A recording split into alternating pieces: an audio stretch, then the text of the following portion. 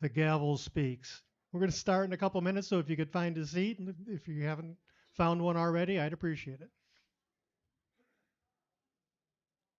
You can keep talking.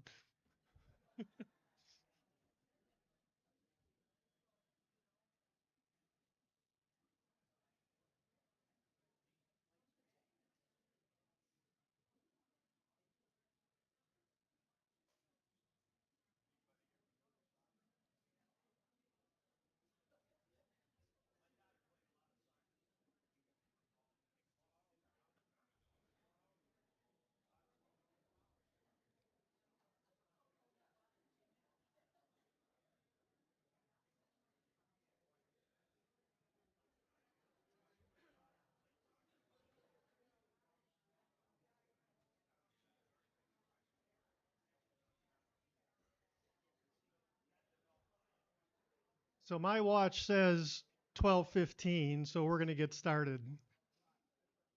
Well, welcome everybody, both online as well as in the room. We're happy to see a good turnout today. Um, for those that don't know me, I'm Mike Kalasinski. I'm your UMRA president for another year and a half. So you're going to have to get used to this face for a little while longer. Um, I wanted to point out a couple of things, especially for people who've not been here before. Um, Along the side here, we have some things that might interest you, including the shared interest groups, which the sign is pretty self-evident. You can sign up for some existing groups. We've got about a dozen of them. Or if you have some ideas about something you'd like to see, please let us know. There's also a table that you can kind of see a sign that says "Write a cheery note." That's Karen Schill's work on cards that we like to have delivered with Meals on Wheels. So if you could write a cheery note, we will include that with the meals that are delivered. So people really enjoy getting that little uh, extra touch. So if you have time, either on break or just before you leave today, please take time to do that. Um, Normally, Al Hermsen provides a detailed shared interest group update. He's not here today. And if you're interested in seeing what we do offer, there's a handout over there by the sign. It's purple. It lists them all, what they do. And this past year, they've actually been quite active. They're very popular, especially when the weather's good. So please stop by and take a look at those if you're not familiar with them already. And then Carol Williams, she's here somewhere, I think. She might have some information on some travel opportunities that are open. Are open. A lot of them are booked. So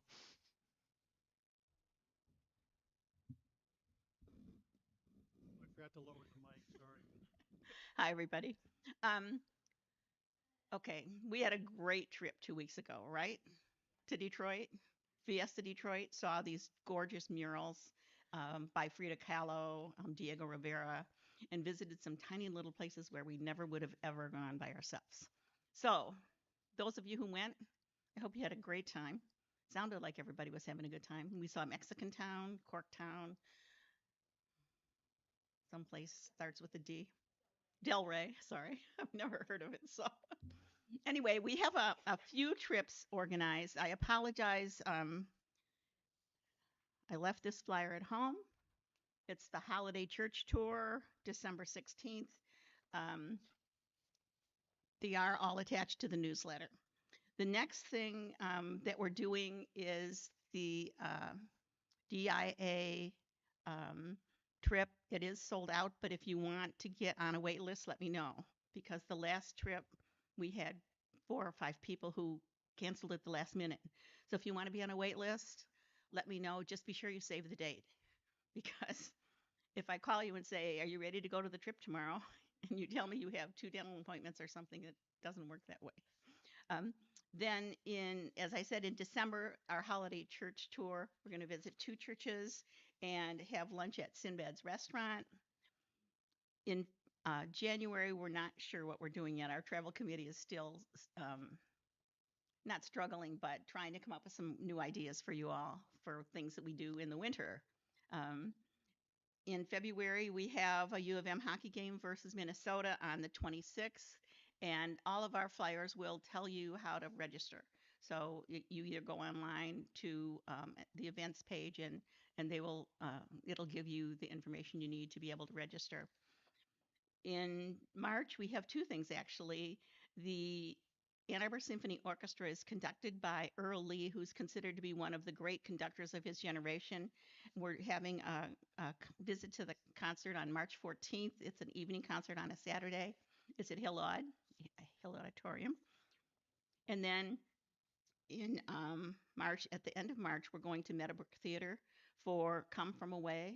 It's a story of the plane that ended up landing in Gander on 9/11 because airspace was all shut down, and how the town responded to this huge influx of people. More coming up for April and May as soon as we make our decisions and get things organized. June, and again, we go way out because people are interested and sell out pretty fast. In June, we'll be going to Belle Isle and then out on the river on the Diamond Jack for a river cruise, and the flyer should come out pretty soon. We're just negotiating how much of Belle Isle we're going to get to see. So join us. Please don't hesitate to call me. My number's on the flyers, most of the flyers, or contact people are on the flyers. And please join us because they're great fun. Mention the hockey game? Did we? Hockey game, University. Oh, you said it. Yeah, okay. I should learn to be a better listener.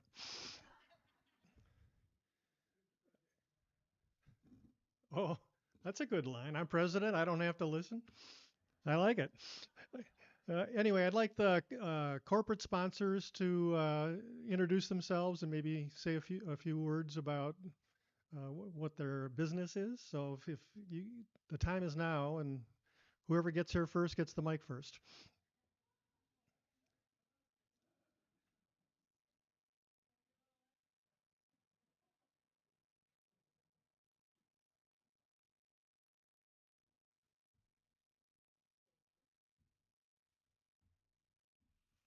Hello, everybody. It's nice to see everybody again. I am Julie Kraft. I am with Life Choices. We are part of EHM Senior Solutions down in Saline, Michigan. Life Choices is a membership program for independent older adults who want to age at home in their own place. We often are compared to like a long-term care policy, but with better benefits. There is a one-time entrance fee followed by predictable monthly payments. You pay today's rates for future care to protect yourself financially from the ever-rising costs of care. Our members, while they are independent, do enjoy lots of benefits like massage therapy, personal training, housekeeping, and maintenance programs. And if our members do develop a care need, we are the ones who are coordinating that care and also paying for that. If you'd like more information, I do have a Dine and Discover coming up on Wednesday, October 8th. The information is at my table. Thank you very much, and I hope you guys enjoy today. Hello, everyone. Welcome back. It's great to see you. I am Lori, and I'm with Brookdale West Eisenhower Parkway and Ann Arbor Saline. West Eisenhower Parkway is the only standalone memory care in Washtenaw County. And if you've been looking for memory care, you're going to find out that memory care is hard to find here in Washtenaw, Lenawee, Monroe County areas. So when do you need memory care is when you first get diagnosed. It'd be great to be able to pick out where you want to reside in the future and what kind of care you want to get. So don't wait to that last minute. With 400 Brookdales across the U.S., we are #1 on U.S. News.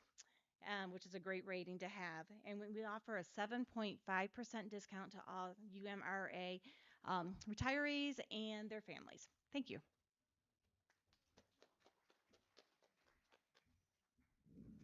Hello, Kathy with Care Management by Natalie. We are a care management company that helps somebody age in place or in a community, depending on what their goals are, supporting them and their families to age how they would like. There's so many more things that we do, it's hard to quantify them all, so we've got brochures in the back that can kind of help you with that. Thank you.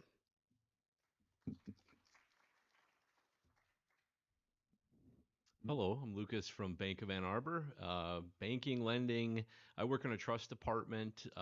We also offer trust services, estate settlement, all sorts of stuff. So great to be with you again and good to see everyone.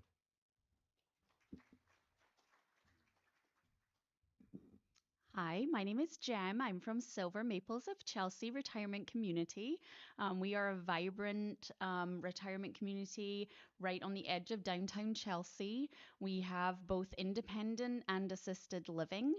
We have lots of options and quite a significant wait list, so don't wait. Come back and chat to me if you've got any questions, and I'd be happy to answer.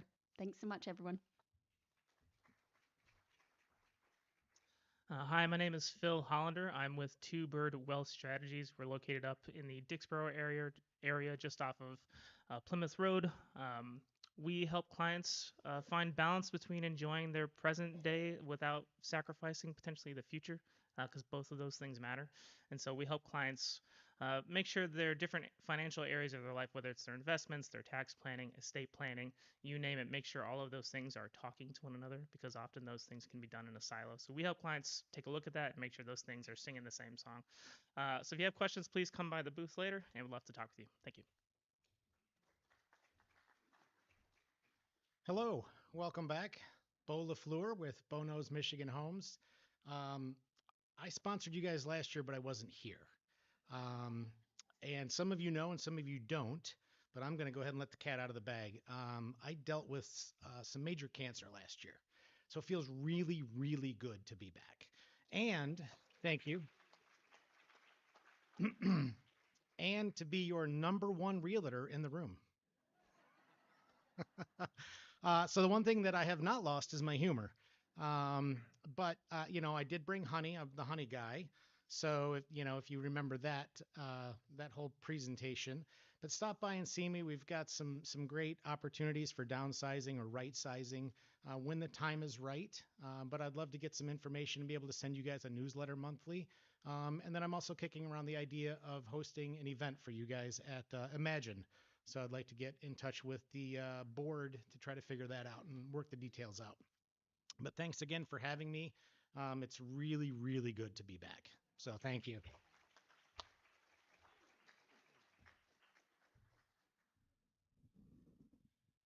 Well, good afternoon. I'm Scott Wired. My company is Horizons Planning Corporation.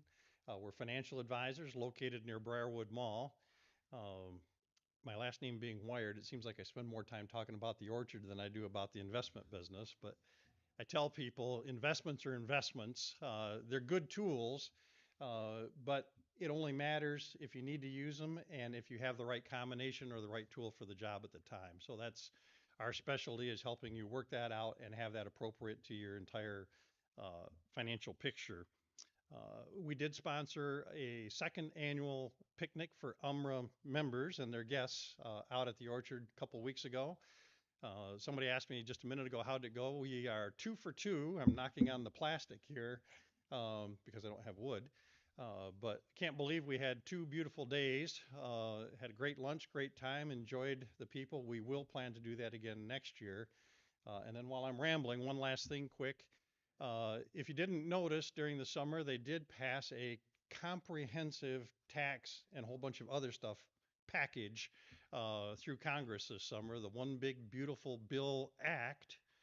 Who came up with that name? But it does have some direct impact on seniors and retirees. So we're offering a couple of workshops October 19th and 20th at the Pittsfield branch of the Ann Arbor Library. I'll have more information at the next couple of meetings, but if you're interested in getting that information direct, if you stop by the table and give me your name and email, we'll shoot you a flyer as soon as we get it put together. Thank you. Thanks very much, and we appreciate all of the sponsors, even the ones that didn't come today. The other thing I want to take time to do here is new member introductions. So if I can ask a couple of the board members to walk around with the microphone, we'd like you to please stand, and a microphone will be headed your way. And if you want to be seen on live stream, you have to look at the camera. Otherwise, you could just look at each other. So do we have new members today that have? Come on, you can do it. There's at least 4 hands I There's see. 4 or 5 hands. 5. So I got the first one, Jim. Hello, thank you. My name is Nancy Tenna, and I retired on July 2nd. I am a clinical nurse specialist, passed, but I still have my license. I worked at Mott for 10 years. I was in the area of pediatric hematology oncology and BMT, bone marrow transplant. And I've worked as a nurse for almost 50 years. So wow. it's kind of been a big change. But anyway, thank you. I'll let my wife go first. Thanks. That's a wise move. Always. My name is Elise Diamond. I am a retired nurse from the U of M. I retired 5 years ago. My last job there was in the pulmonary clinic. Grandmother of 2. Happy resident. Yeah. Okay, your turn. Okay. Hello, my name is Bert Diamond. I did not go to U of M, but I am very glad to be here. I was born, raised, educated in Chicago. Have been in Ann Arbor on and off for 35 years, and very happy to join all of you. Thank you.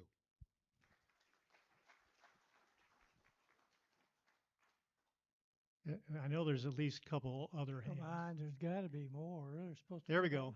17. Ooh. Here he comes.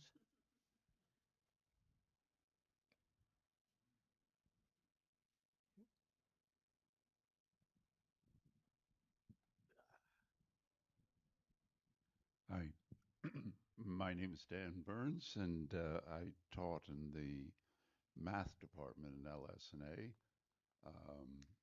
for 47 years.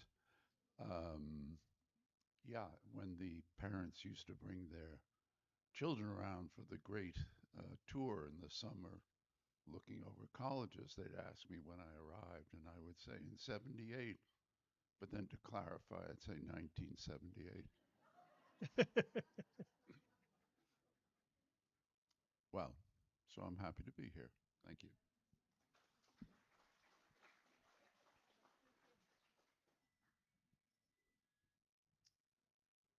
My name is Kevin Compton. I retired about 6 years ago from the Computer Science and Engineering Division in the College of Engineering.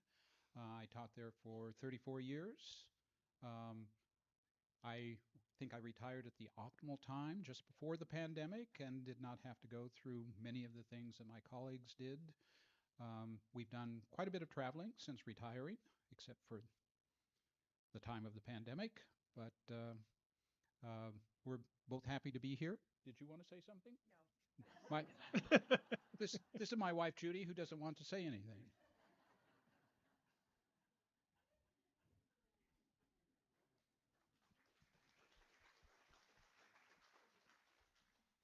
Thank you very much. If you're a first-time attendee, maybe not a new member, but a first-time attendee at the program today, could you please stand so we can all clap for you? Nobody's new. Everybody's been here before, huh? Oh, at least the. There we go.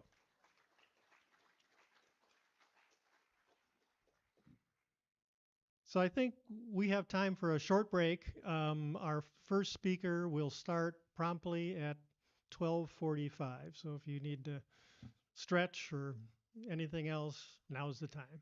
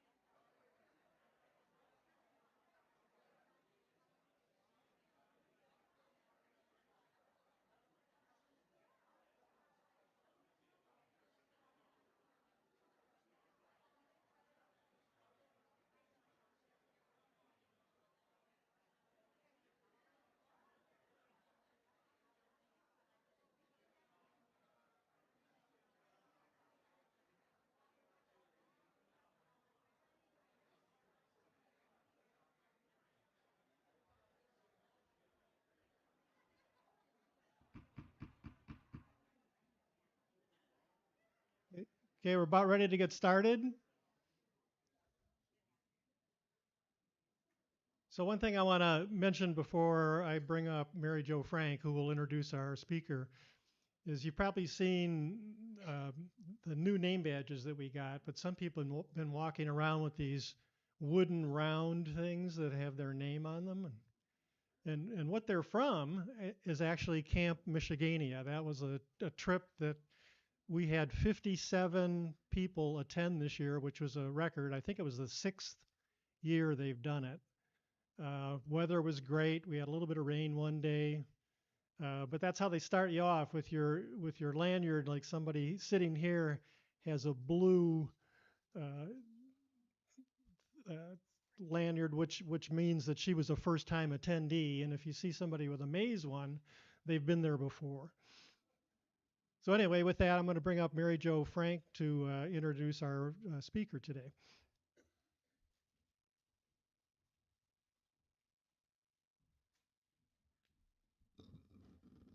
Good afternoon. Hi. It's a privilege to introduce U of M psychology professor Ashley Gearhart. Dr. Gearhart is an internationally recognized thought leader in the medical and psychological sciences.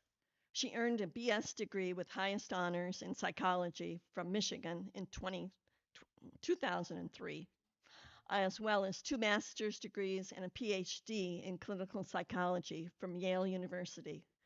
We welcomed her back to Ann Arbor as a U of M faculty member in 2012. Her interdisciplinary research has contributed significantly to our understanding of the cognitive, behavioral, and environmental and neurobiological underpinnings of food addiction, obesity, and disordered eating habits. While at Yale, Dr. Gearhart developed the Yale Food Addiction Scale, which has been cited more than 800 times and has been translated into more than 10 languages. She is the recipient of U of M's Henry Russell Award and Faculty Recognition Award, and her research has been featured in numerous media outlets, including ABC News, Good Morning America, The Today Show, The Wall Street Journal, and NPR. Professor Gearhart, we are honored to have you with us and look forward to learning more about your research, U of M's Food and Addiction Science and Treatment Lab, and the science behind our cravings for things like chocolate, cookies, and potato chips. Okay, thank you very much.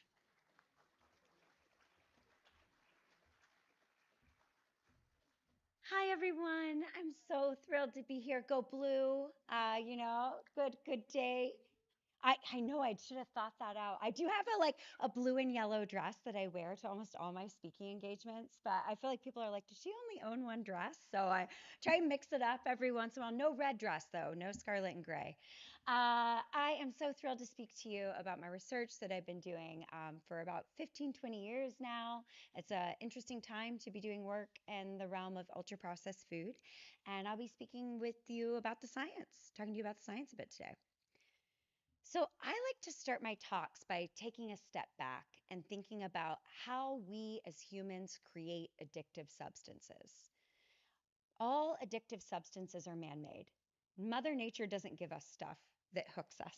We take something that exists in nature, a grape, a potato, a leaf, a flower, and we process it and refine it in a way that delivers intense reward hits to the brain that can hook some people to start to lose control of their intake, even if they really, really want to stop.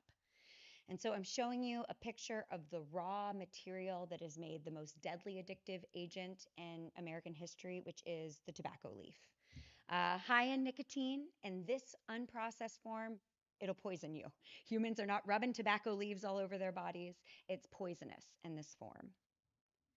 But if you dry it and cure it and roll it and smoke it, all of a sudden it delivers this just right dose of nicotine that can stimulate you, make you feel awake, make you feel in a mood altering high that's just subtle enough that you can go about your day, but that you start to crave it and want to come back for more. Humans have been using tobacco for as long as there's been recorded history. There's evidence from cave paintings of tobacco use in rituals. And for many, many years, it wasn't a huge problem. People would get some tobacco and they'd have to hand roll it and smoke it. But at the end of the 1800s and the 1880s, technology changed and they developed the industrial cigarette roller. And all of a sudden, you could pump out thousands of very precise manufactured cigarettes every minute. So that's an opportunity for big business. This is something people like, they crave, you create it, you optimize it. Good way to make money. Well, the cigarettes that resulted from that technological advancement are not just dried tobacco rolled up. They are ultra processed cigarettes. They have more than 4,000 chemicals in every cigarette. And the majority, they have more flavor additives by weight than they actually do nicotine. They're only about 1% nicotine by weight. Sugar, cocoa, menthol, those are actually the number one ingredients. When you take this ultra processed modern version that you can make cheap, packaged, it's on every gas station shelf. It was, in all the vending machines when I was growing up. All of a sudden, you saw a 1,000% increase in cigarette smoking. And accompanying that was all the lung cancer and the emphysema and the heart disease. And it took us decades to realize how harmful it was. And even when we realized it was harmful and people started to get that message, they would try and quit and they would find that they couldn't. And it took us another couple decades to realize that that's because people were getting addicted to this substance. So, what in the heck does this have to do with food? Why am I talking to you about tobacco? Well, that reward and motivation system that cigarettes use to drive the desire was originally designed to make sure we felt motivated to get enough calories to survive. Our brain has been optimized to find things that give us a burst of energy, tasty, rewarding, memorable, and something we'll go out and seek to get. And that really was not a problem for most of human existence. Our big threat to survival was that we were going to starve to death. And so if you found sugar, which gives you a big boost of carbohydrate energy, appealing, and remembered where there were berries, and remembered there was a banana or some honey, you were more likely to survive. If you found fat appealing, like what you would get in nuts or in meat, and you would seek that out, that was amazing. That meant you were going to survive. But humans have figured out how to technologically extract those rewarding ingredients out of those natural packages and really, really concentrate them. So we can all do this, right? We can go and pick up sugar that was stripped from some beets or some cane at the grocery store. We can go get some Crisco or butter that's been really centrifuged from milk and cream to give us the most condensed version of fat. And we can make breads and cookies and cakes at home. But when most people were getting their food by, scratch cooking at home, we didn't have the levels of obesity and diet-related disease or binge eating that we have now. What happened is that we ended up with an ultra processed food supply where they took that ability to take those sugars and those fats, and we have technologically revolutionized them into these things like high fructose corn syrup and hydrogenated oils that can sit on a shelf for months and months and months. And the flavor scientists have done a fantastic job figuring out how to take chemical signatures from something like a pine tree, but make it taste like vanilla. And so you can layer these different sensory flavors that have nothing to do with the ingredients you're ingesting in your body and give you this whole unnaturally sensory high appeal of these sorts of products. And they've flooded the environment. Now the American food supply is 70% ultra processed food. If you compare this to somewhere like Italy, Italy's 20% ultra processed food. We lead the world in diet-related disease and obesity, and it's tightly, tightly tied to the changing nature of our food environment. So I want to tell you a little secret. This really started to go off the rails in about the late 1970s, 1980s. That's when our food environment really seemed to shift underneath us. Part of what happened is that tobacco was making so much money from their cigarettes that they were able to diversify their portfolios, and they bought up major food companies like Kraft and General Foods. Things like Lunchables and Jello and Capri Sun were all brought to you actually by Philip Morris. And Laura Schmidt at the University of California, San Francisco, has been able to take the archives from the tobacco industry that were acquired in response to the lawsuits, the attorney general lawsuits, and look at the information they had about their food holdings. Because Philip Morris and R.J. Reynolds were actually the biggest producers, manufacturers, and creators of ultra processed foods from the 1980s through about the mid 2000s when they divested. So there's evidence that they took the flavor enhancers that they had been using in cigarettes and put them in things like children's sugar sweetened beverages like Kool-Aids and Capri Sun.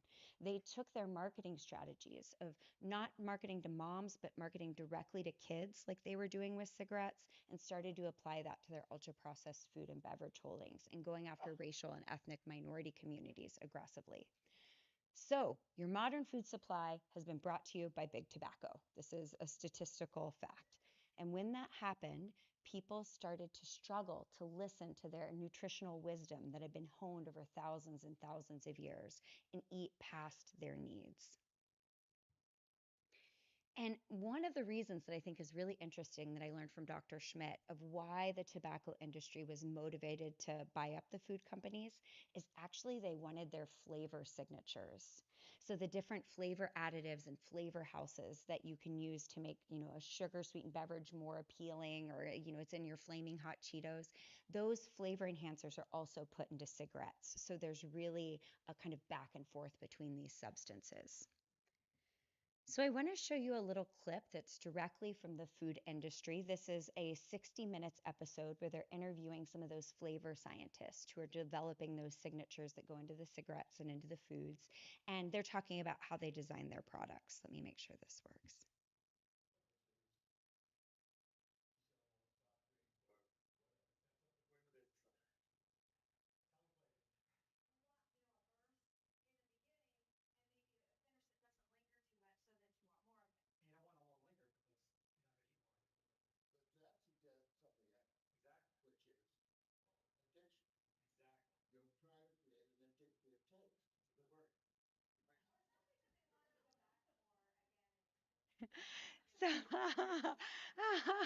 So, just to hear that a little bit is the idea of, okay, so, the goal is to get a product that people want to go back for more and more and more, right? And so that's the taste. You get a burst on the front end, but it fades, doesn't stick around very long. And so he says, it sounds like you're trying to create, an addictive taste. He's like, yes, addictive. And I love his colleague is like, oh no, they said the quiet part out loud, and so this is the vibe. I mean, I don't think the industry was like, man, I want to addict people. Like, I want to be the new dealer. I think it's that the technology got so good at being able to kind of hack that limbic part of our brain that seeds desire and reward. And it just crossed the Rubicon from a real food like a fruit or a vegetable into something that far more resembles the reward signature of something like a cigarette. So this is straight from the industry's mouth. And so this question is, I'm showing you, big tobacco has been involved. They're kind of using words like addiction and trying to make people want more and more and more. How do we actually tell if something is addictive? And I have to tell you, this has been a controversy pretty much for everything. I mean, we've just gone through it with oxycodone, right? The prescription opioids. Were they addictive or not? Cigarettes, were they addictive or not? There was a whole time when they thought cocaine wasn't addictive because its withdrawal syndrome didn't look like alcohol. So that idea of trying to resolve these controversies over something, whether something's really addictive, has been hard. And one misunderstanding that I often get is this idea that like we have some sort of magical brain scan we could do. And we could take a look at your brain and say, yes, that is an addictive substance. We do not have that, unfortunately, yet. What we generally have done to resolve these sorts of controversies is to look at the psychological and behavioral responses that it triggers in people. And so I'm going to walk through the benchmarks that were used to resolve the controversy about tobacco in 1988, which was this landmark moment when the Surgeon General came in and said, yep, cigarettes aren't just a bad habit, they're actually addictive. So I'm going to walk through what those criteria were and then show you how that matches up to what we know about ultra-processed food. So the most important criteria is that it triggers compulsive use. And by this, I mean it's this inability to stop despite a desire to do so or negative consequences. We're clearly seeing that in our food environment where people are gaining weight beyond what they would like to, have diabetes, non-alcoholic fatty liver disease, want to cut down and they can't. And a lot of people, as a clinical psychologist, they have a lot of distress around their relationship with food and are trying to figure out some sort of way to manage it, but can't. We've tried to get a little closer by taking the core set of questions we ask for every substance to try and decide, is this someone who's maybe just a social drinker? Or are they actually starting to show signs of an alcohol addiction? We ask the same questions, whether it's alcohol or cigarettes or heroin. We ask about whether they're experiencing a loss of control, intense cravings, an inability to cut down despite a desire to do so, continued use despite negative consequences, emotional or physical, tolerance that they kind of start to need more and more and more of the substance or more intense doses to get the same effects, withdrawal, when they cut down, they can feel irritable, agitated, increased cravings, a little depressed. So we created the Yale Food Addiction Scale, which asks people to think about common ultra-processed foods like your chocolate and your potato chips and your pizzas, and talk about the frequency at which they experience these core signs of addictive behavior. The scale allows you to measure how many symptoms of addiction someone might be experiencing from 0 to 11, and it has a diagnostic threshold. It's the same decision making we use to diagnose someone with alcohol use disorder, which is 2 or more symptoms plus impairment or distress. I want to give you a little bit of a sense of what it's like for someone who's come into my lab who meets this criteria. And they say, I can't even be in the same vicinity as Krispy Kreme or any type of donuts because I will finish a dozen all by myself. And I'm a type 2 diabetic. So that could kill me. And I know that. And I know that I shouldn't be eating all those. I shouldn't be eating one, let alone a whole dozen. But for some reason, I just can't stop eating them. And so as a clinician who's treated somebody, people who've come in with alcohol problems, problems with opiates, problems with tobacco, this resonates as true. Like, I know I shouldn't be smoking. I know this is bad for me. I want to quit and I can't stop. And so this feeling that, even though you want to, it's feeling impossible to quit is really resonant with what we see clinically. So if we look at that diagnosis, what is the potential prevalence of this?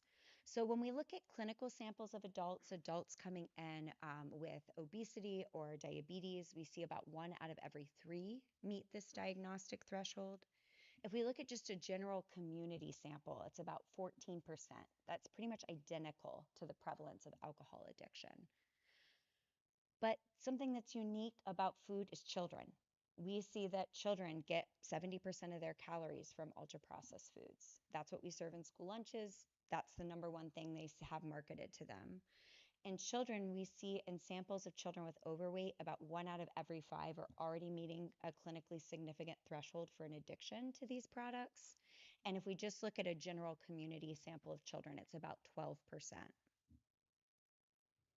In this, we see that it goes up with someone's weight status. So individuals who have higher overweight or have obesity are more likely to meet this food addiction threshold. What I'm showing you here is that for someone with obesity, it's about 1 out of 3 are meeting the food addiction threshold.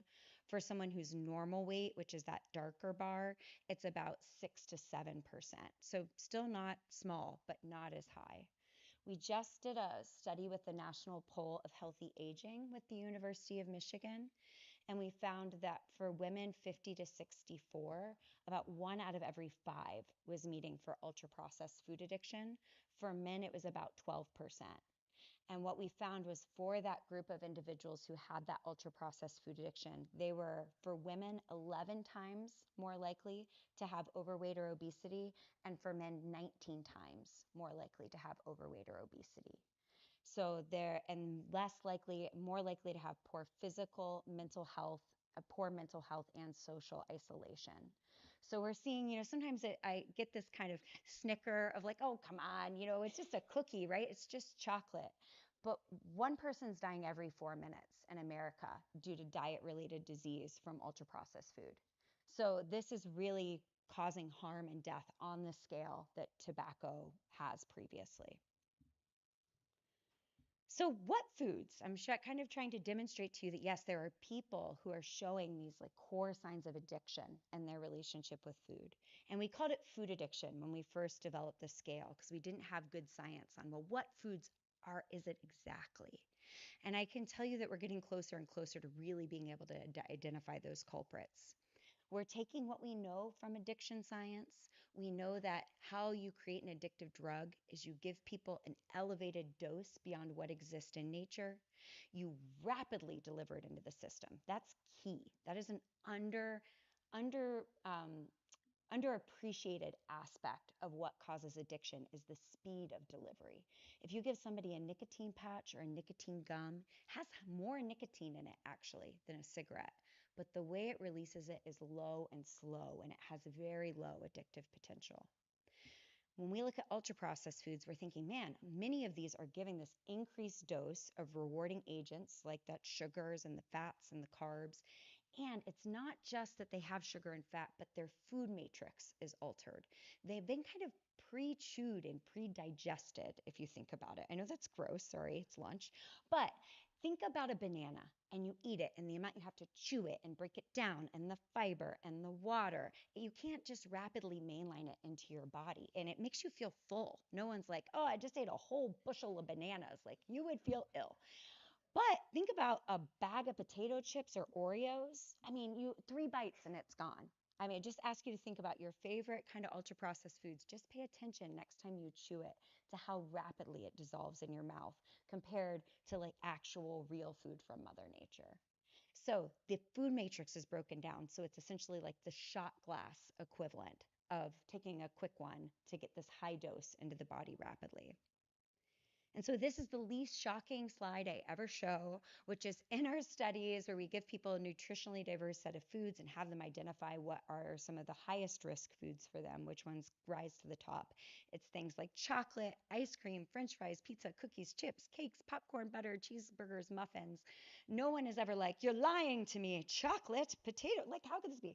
They're all foods that are rapidly delivering unnaturally high levels of both refined carbohydrates and fats. And that's important too.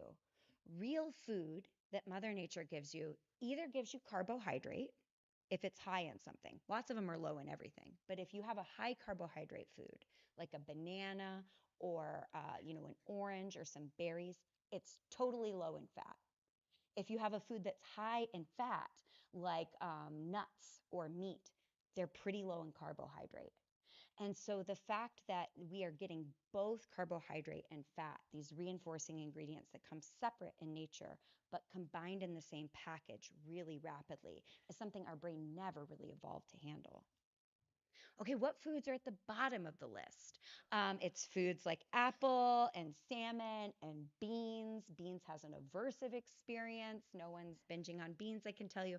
So you can see that many of these do have, like apples have sugar in them, salmon has fat in them, but the delivery mechanism matters. It's not giving that combination at such high levels super fast into the body, let alone all the flavor additives and enhancers. So what might this tell us clinically? Like, why do we care, right? I'm going to show you some research about a weight loss treatment trial that happened in California where people were randomized to a low-fat or low-carb diet for weight loss. And they measured all sorts of information about them at the very beginning. And then they did some stepwise logistic regressions to say, we want to pit all of these things in this model. And what is the best predictor of people who fail at this weight loss treatment trial? And what you see, looking at age, education, outcome expectancy, self-control, food addiction was the best predictor of people who were going to drop out of treatment, even though they fought so hard to get into a randomized control trial. That's a lot of work. they were 43% more likely to drop out if they had food addiction at the beginning, even accounting for these other factors. For people who stayed in the trial, but they gained weight rather than lost it, again, food addiction was the best predictor, 46% more likely to gain weight rather than lose weight. So what I'm showing you is this experience of feeling, showing those signs of addiction, that compulsivity to these products has meaningful outcomes for how people are going to respond to our traditional advice of, eat less, just count your calories. It's going to go a lot deeper than that, and our usual stuff is not working. Okay, so the next criteria that was used for cigarettes was this idea that cigarettes would alter your mood and it was impacting the brain. And that's something that was actually really controversial with cigarettes. Cigarettes, you're not high in a way that you are with alcohol or opiates or pot. You can get behind a car and drive it. Back in the 70s or 80s, probably half of you would be smoking right now. That was just what it was like. And so you aren't as mind altered as something like alcohol and opiates, but yet it actually has a higher addictive potential than those other drugs. People have a harder time quitting cigarettes than even things like heroin. So when we look at, are these ultra processed foods, maybe people are just eating them for the calories. But I can tell you what we're seeing in our lab when we do qualitative work is that people are saying, I'm hooked on this for the way it impacts my mood and shifts my emotions. So here's some quotes. For me, the main emotional outcome of the eating is the intense pleasure while it's happening. The emotional thing is big for me. I definitely eat this stuff to feel better. And this is, again, how I'm showing that the industry knows this. I read their trade magazines, and they are like all about targeting people to be like, our products are not just for calories, they're to alter your emotions. So this is a little advertisement that popped up on my husband's phone, and it was emotional support fries, and he's from San Francisco. So like the one above it is like, can San Francisco be devastated by wildfires? Let's freak you out. Hey, you need some emotional support fries? $1.49. So it's just the idea that this isn't about nourishing the body or getting energy to thrive, but instead about altering one mood is quite clear in the business model. So what about a closer idea? So with tobacco, one of the ways that it was demonstrated that it was psychoactive, it was mood altering, was by using this euphoria scale of the Addiction Research Center inventory. And so in this, they would give people, intravenously delivered nicotine straight into the veins. And people would give that a rating, these are smokers, a score of about 6 on how much euphoria it gave them out of 10.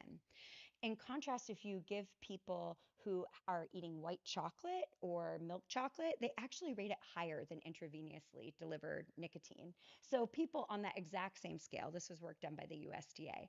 So when people are thinking about those kind of, ability to kind of shift that mood in positive ways, using the exact same measure, some of our most appealing ultra-processed foods clearly are kind of tapping into that same network. And this isn't surprising when we look at the brain. This is a graph developed by my colleague Alex DeFelice-Antonio and Dana Small, and it's mapping that pathway from your gut to your brain. And so you have all these different layers of your brain talking to your tongue and talking to your tummy. So the moment you touch it, it touches your tongue. There's an immediate hit from those oral sensory nerves in your nose and in your mouth straight up to that reward center of the brain, the striatal area of the brain that all addictive drugs converge on. And then when you start to absorb it into your gut and your blood glucose rises and your lipid levels rise in the blood, that goes and through those metabolic signatures gives a second hit into the dopamine system of the brain. And we're seeing a lot of this from the GLP-1 agonists, the Wegovy, the Ozempic, all those addictive, the new weight loss medications that are in the news all the time. They seem to be working by actually turning down the volume, the sensitivity of this part of the brain that triggers dopamine. This dopamine center of the brain, it seems to be turning down the volume on that a little bit. So people are less hooked by these, specifically the ultra processed foods. Surprisingly, they're seeing that people are also losing their desire to drink alcohol, smoke cigarettes, even use opiates. And because all these drugs and this ultra processed foods are converging on the same neural circuitry, this med seems to be having addiction effects as well. So that's being studied. But I get people, okay, great, it's hitting the same brain region. You're ending up in that kind of lizard brain, that limbic system that's about desire and reward. It was designed to care about food. I mean, is this really on the same par as what you see with addictive drugs? And the answer is no, not if you look at something like cocaine and methamphetamines. They will blow up the dopamine system in your brain, 1,000 times over baseline. But addictive drugs like nicotine and alcohol are actually far more subtle. So I'm showing you here microdialysis charts of measuring the amount of dopamine that spikes in that lizard brain in response to nicotine and alcohol. And it's about 150 to 200% above baseline. What I'm showing you now is that same microdialysis, but with sugar or with ultra-processed foods that have both carbohydrates and fats. And you can see it spikes dopamine release at about 150 to 200% above baseline, very similar to what you see with ethanol and alcohol. I just saw a recent study that essentially looked at a milkshake in rats high in liquid delivery of sugar and fat, and it's at over 300% dopamine release above baseline, so surpassing that you see with nicotine and ethanol. So same brain regions, same kind of core addiction neurotransmitter at the same level. The next question that was used to resolve the controversy about cigarettes was, is it highly reinforcing? And by that means, will people work to get it? Will an animal self-administer it? Will you sit there and press a lever? Will you drive 40 minutes to go to your favorite, donut shop? Is it reinforcing? Does it motivate behavior? And a core way that this was shown with nicotine is they took a known reinforcer, cocaine, and they took a rat and said, you got to choose, buddy. You get a nicotine lever over here or cocaine over here. Which one you choosing? And about 20% of the time, the rats would choose nicotine over cocaine. And they're saying, oh, look, it can battle with cocaine. It has compelling reinforcing properties. I want to show you what they see when they do that same setup with sweet taste. In this, the lever S is the sweet taste lever. The lever C is the cocaine lever. 80% of the times, the rats will choose the sweet taste lever over a cocaine lever. This has also been demonstrated with opiates. This has also been demonstrated for rats who are showing signs of dependence on the cocaine and the opiates.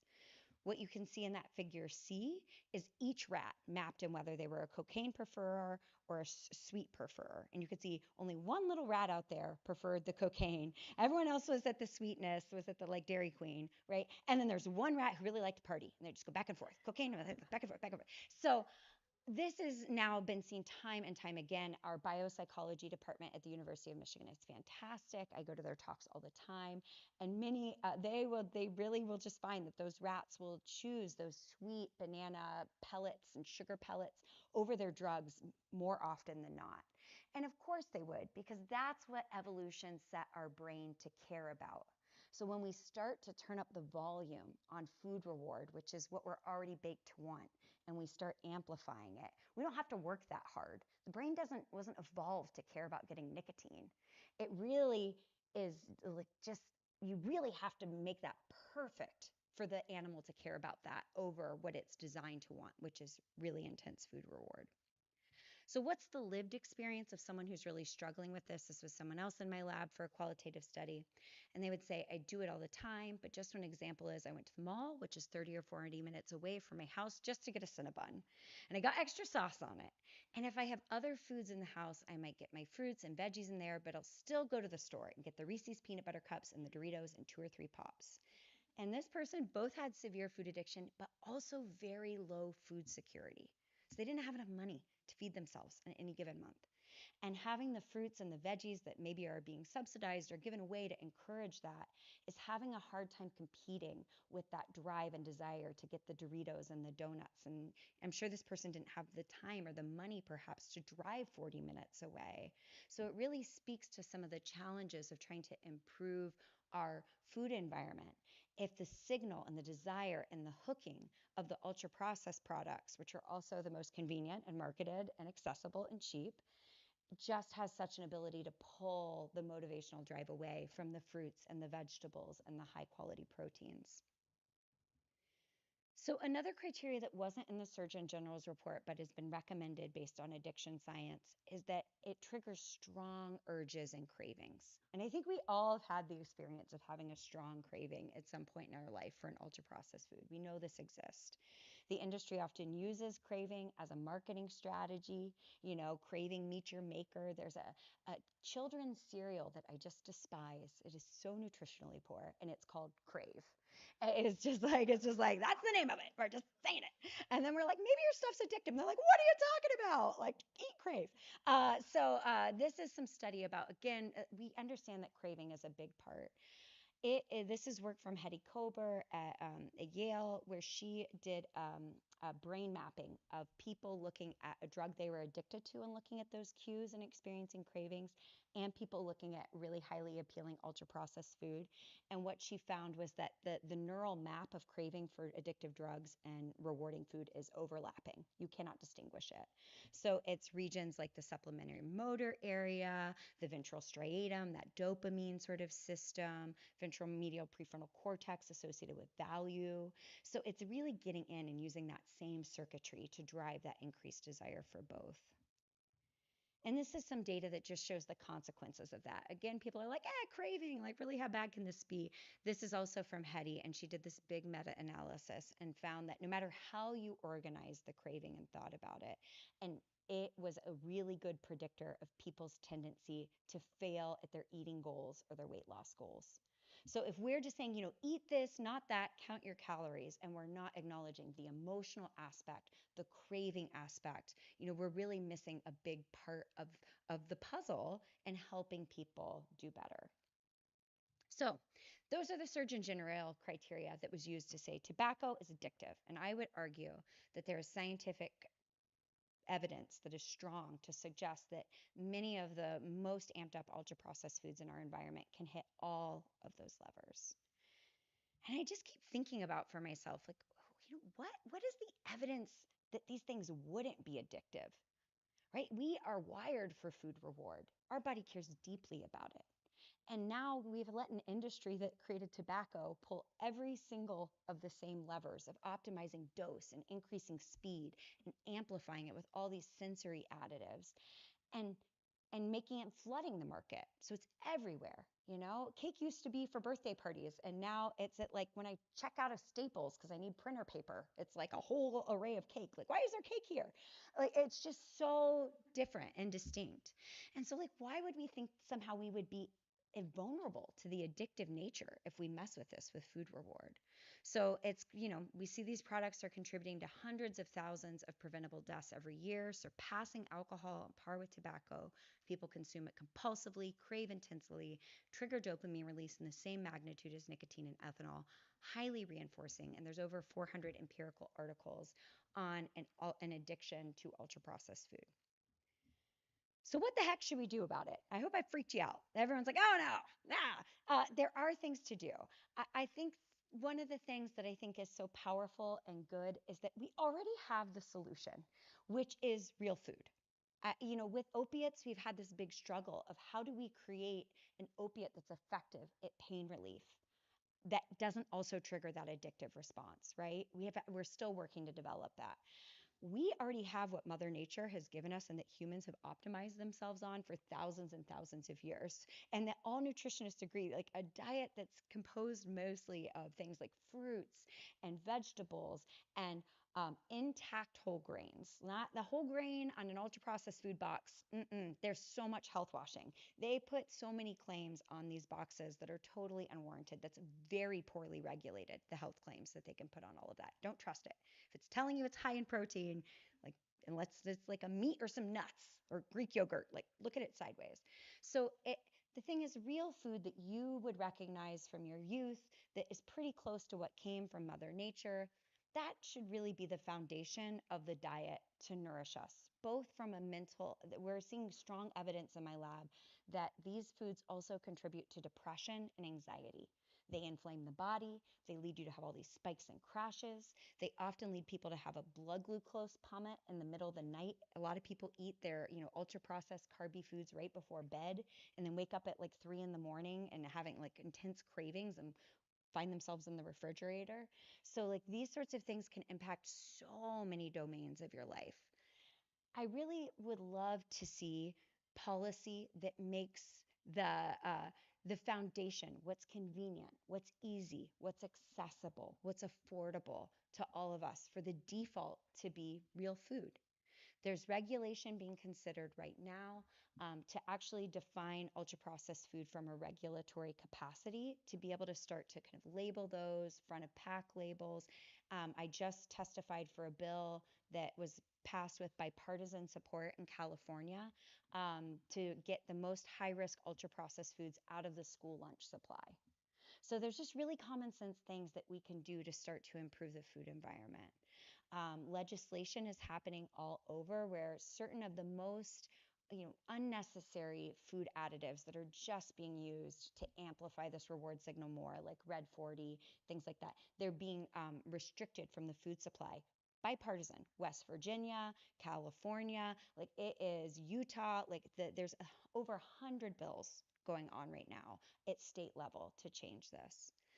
Litigation is probably one of the tools. The master settlement by the Attorney General was huge for tobacco. The industry is able to keep all of the things they're doing to design these products behind lock and key. We really don't know. We just kind of have to trust them. And the federal approach at the FDA to certify new food additives is fundamentally broken. It's called the grass loophole.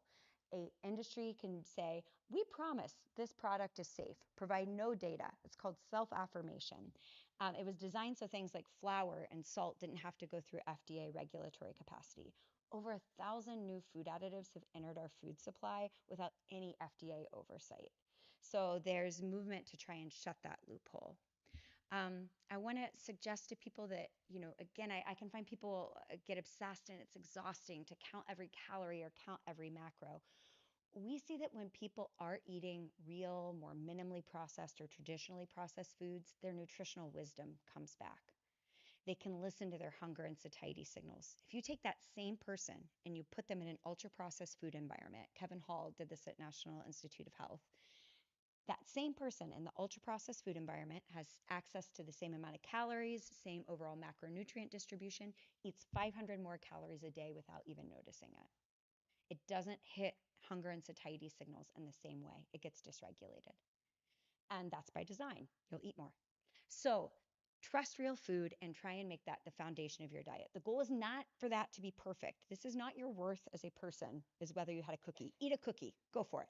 But it shouldn't be the majority of how you're trying to nourish your body.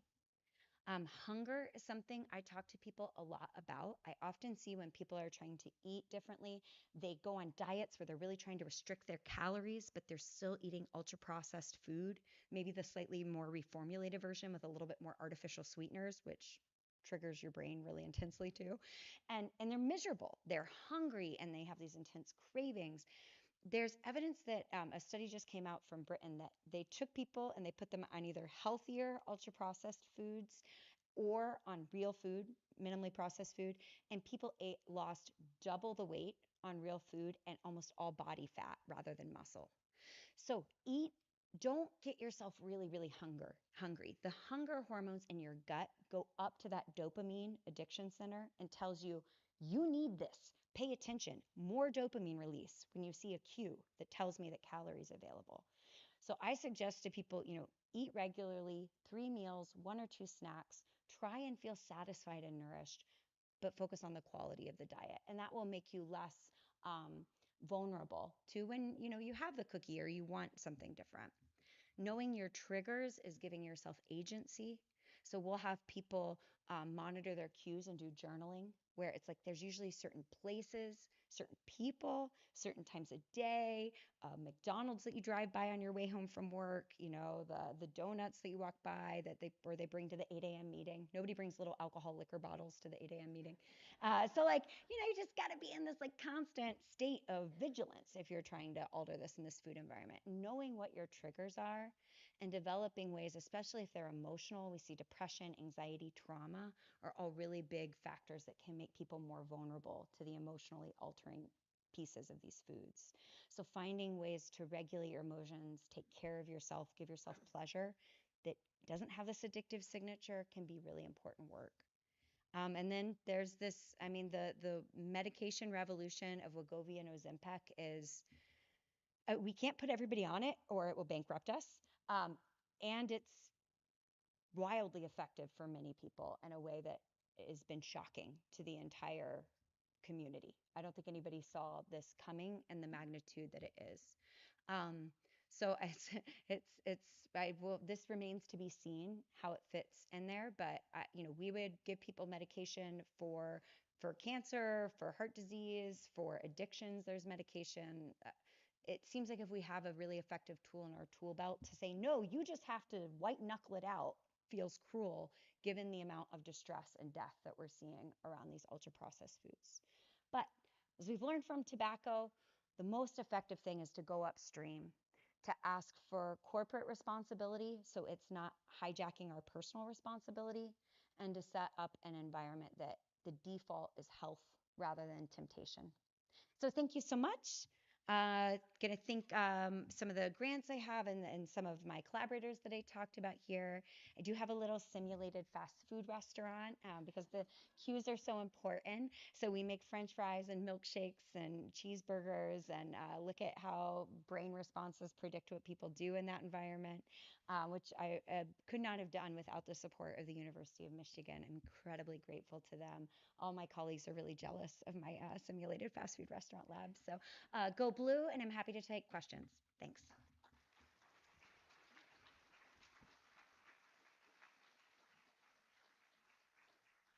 Again, raise your hand so our live streaming people can hear the question as well. We'll start over here. Jim, you got I see one over there. One word I did not hear at all in your presentation is caffeine. Yes.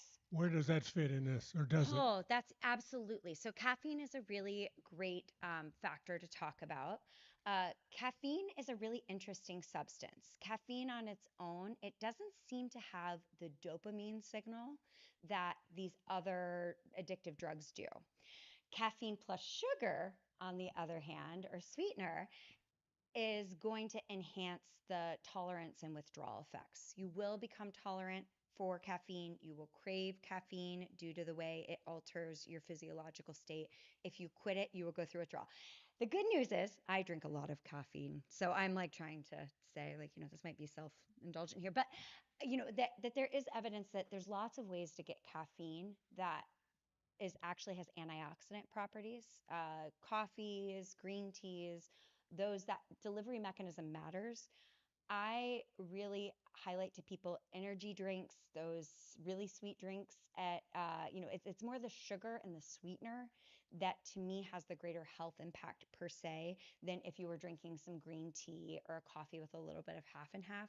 I think of it as kind of like a menthol, like it was cigarettes. It really amplifies the reward signature of that. So that's a great question. Thank you for asking. Or I don't know how you guys if you want me to just call people. So, what is the definition of an ultra-processed food? Oh, good question, man. I've been doing nothing but fighting with scientists. Right? No, we're all in a tizzy over the request for information from the FDA. This was first defined actually the year after we put out the Food Addiction Scale by Dr. Carlos Monteiro at Brazil. That's the NOVA system is the most commonly used approach for ultra-processed food. And what Carlos has it pulled into 4 categories. There's minimally processed foods, your fruits, your veggies, something that's just been cut up or canned. There's culinary ingredients, processed culinary ingredients, sugars, fats, flours. Then there's processed foods. It still has like an intact whole matrix, but there's been some sort of additive to it. So for that, you might think of baked beans with like sodium or fruit in a syrup. But then you get to the ultra processed foods, and these are foods how they're generally defined as foods that are industrially made. They have industrial agents in them that are not used by a home cook, the emulsifiers, the color additives. It's actually agnostic about nutrition information, except for it says it has like no whole food left in it. You can't look at a Snicker and be like, I see the corn in that. It's so restricted out of its food matrix that there is no whole food left in it. And there are some ultra processed foods that don't seem to have a rough health signature. Certain whole wheat breads, certain yogurts may not be, plant based meats might not be as problematic. But fundamentally, the most commonly consumed ultra processed foods are those high in those carbohydrates and fats and salts. And they're the biggest source of those nutrient poor agents in there. So when I think of it myself, when I look at the back of a label, I actually don't pay that much attention to the nutrition information per se. I look at the ingredient list. And if there's ingredients in there that I have no idea what in the heck it is, and it's as long as my arm, I think of it as probably an ultra processed food. And the more opportunity there are to pull those levers, the more opportunity there is for hedonic engineering. And again, the industry doesn't have to disclose any of that, so we really don't know what or why or how they're doing it. If you're interested in this, the book Ultra Processed People by Chris Van Tulleken is excellent. It's some of the best science writing I've read, phenomenal. And there's an app called Yucca, Yuka, and it's a bar scanner. You can scan something at the grocery and it will tell you it's like the nutritional concerns and the additives of concern and suggest less problematic alternatives. So there are things coming out that are going to help people sort this out. But common sense, if it isn't a food that like you can recognize its natural form, like feel more and more skeptical that it's probably ultra processed. Does sleep patterns, tiredness, how does that interact with food addiction and ultra processed foods? Hard. Yeah, excellent question. Stress and sleep are huge here. So what we see in general is that when people are really tired, their neural response to ultra processed, high calorie food cues is amplified. And again, a lot of this is our nutritional wisdom being used against us in the modern world. Like if you were really tired, getting more fast energy into your body, if you're like living out in the jungle, like that's great. That's really helpful. In a modern world where we're all exhausted and we're drinking too much caffeine probably, and we're on our phones scrolling, social media till 1 a.m, that there is this chronic fatigue in our society. And so when you are tired, your brain is more vulnerable to those cues. Again, it's supposed to be a compassionate, functional response, but it's just been triggered incorrectly in the modern world. Also, we can see it the other way. If you are eating, especially a lot of high carbohydrate, ultra processed foods right before bed, or different times, the blood sugar spikes and crashes that you're experiencing can happen in the middle of the night. We see a lot of people who report night eating or night binging as well, waking up in the middle of the night and because they're just having cravings and eating, and that can disrupt your sleep. So again, like thinking about especially people with alcohol. Alcohol can help you fall asleep, but then it doesn't help you stay asleep. I think of that a lot. People will eat some of these foods for comfort or relaxation to kind of calm down at the end of the day, but then it doesn't help you stay asleep. And so if you are hungry or want food, make sure you're getting like a real food with high levels of protein and fiber, which will like sustain you nearish bedtime if you're hungry and you want a snack. Totally a vicious cycle. Stress does the same thing. If you're not sleeping well, you're stressed. Often if you're stressed, you're not sleeping well. The stress hormones in our body also potentiate that dopamine system and make it more reactive to addictive cues. So stress, sleep, all of those things play a role and make us more vulnerable to this. To me, it's such a symptom of modern life, right? Like we are in a mismatch between what our brains evolved to do and what modern life looks like. And so I think I have a lot of compassion for all of us that we're just swimming in the sea of things that aren't nourishing us, but are kind of things that make a lot of people a lot of money and take the edge off maybe for a second, but actually don't set us up to be well. Yeah, I have a question. Mm-hmm. I was recently at a child's birthday party, and I noticed the eldest person there was 93, and the youngest person was 18 months. And what really struck me, and there were age groups of 70, 30 kids, and as you went from the oldest person at 93 downward, the weight absolutely started to and especially in the group probably in their 30s. Mhm. I would say every single individual there was very much overweight, Mm. and their kids, including my grandkids, were there, were also very much overweight. Yeah.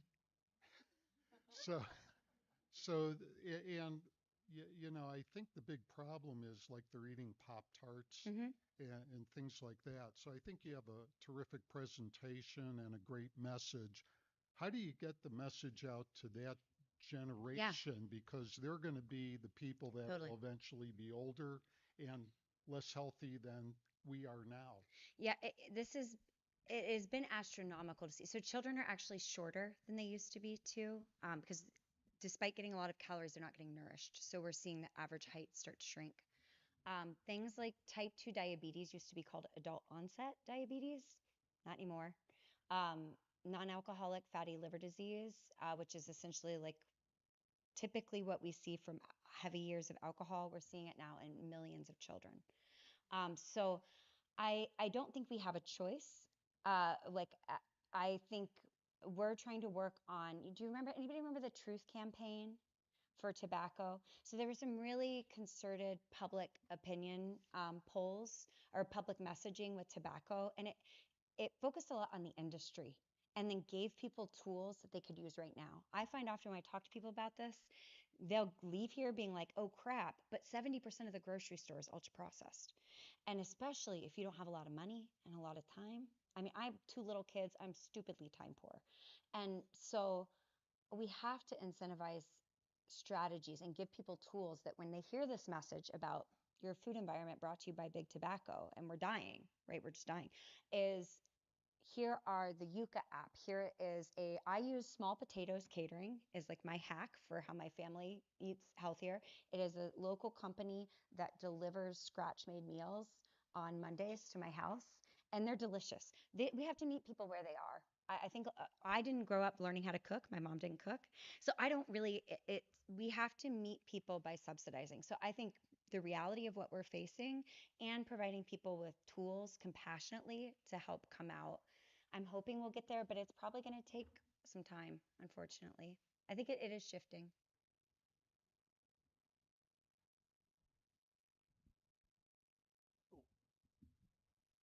Hi.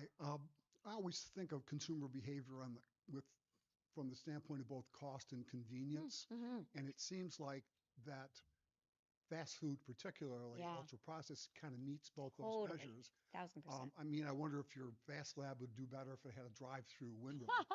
Yeah, totally. It totally would. It seems to me that a calorie is cheaper in a fast food or ultra processed than it is otherwise, and that low income people tend to be driven that way. If you add convenience to that, is it any wonder we're in the shape we're in? No, not at all. I mean, that's the compassionate message, but that's a design by policy. I mean, what we subsidize, who we give tax breaks to, the farm bill. I grew up on a farm. I didn't have a single thing on my farm I could eat. Everything was corn to go into high fructose corn syrup, soy to go into soybean oil. And my dad wasn't doing that because he didn't care. That's what the agricultural bill incentivized to grow. And so I look at other countries where this has not always been this way.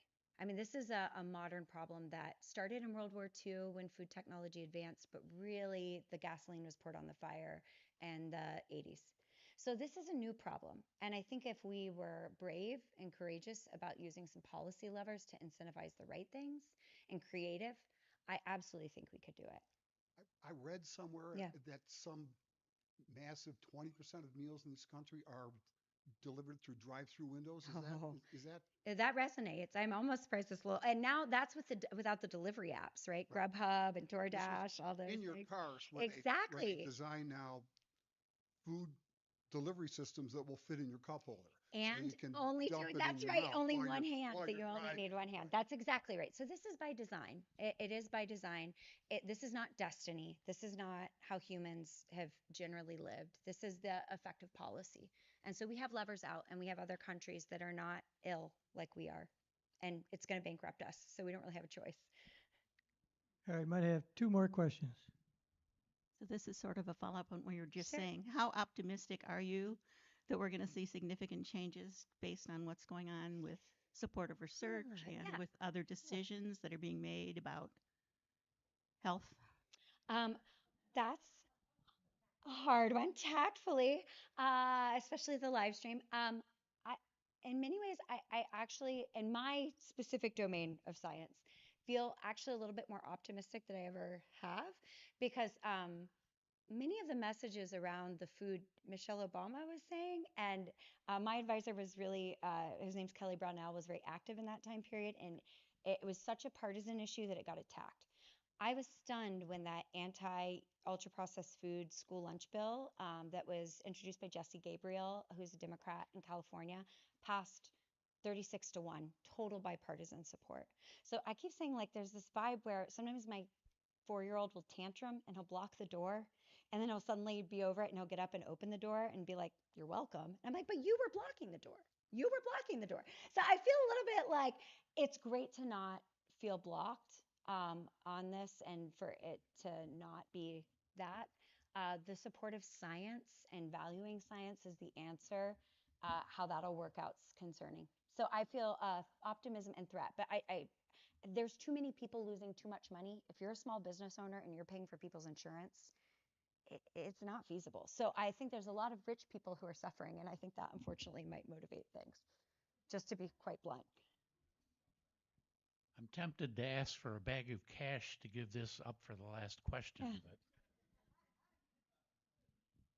Thank you for this very enlightening talk. I have heard that with the advent of Wegovy and Ozempic, that the snack industry is in panic mode. So true. Is that an anecdotal? No, it's fully true. I'll tell you my favorite thing I do to procrastinate. It is, don't tell Michigan. Actually, I'll turn it into a paper. It'll be fine. They have a newsletter called the Food Navigator, and it's a trade industry newsletter. Anybody can sign up for it. I read their reactions to GLP-1s and the complete panic, and I take them and I save them and I take the worst quotes. Things that have come out is saying, well, indulgence has been our main profit engine.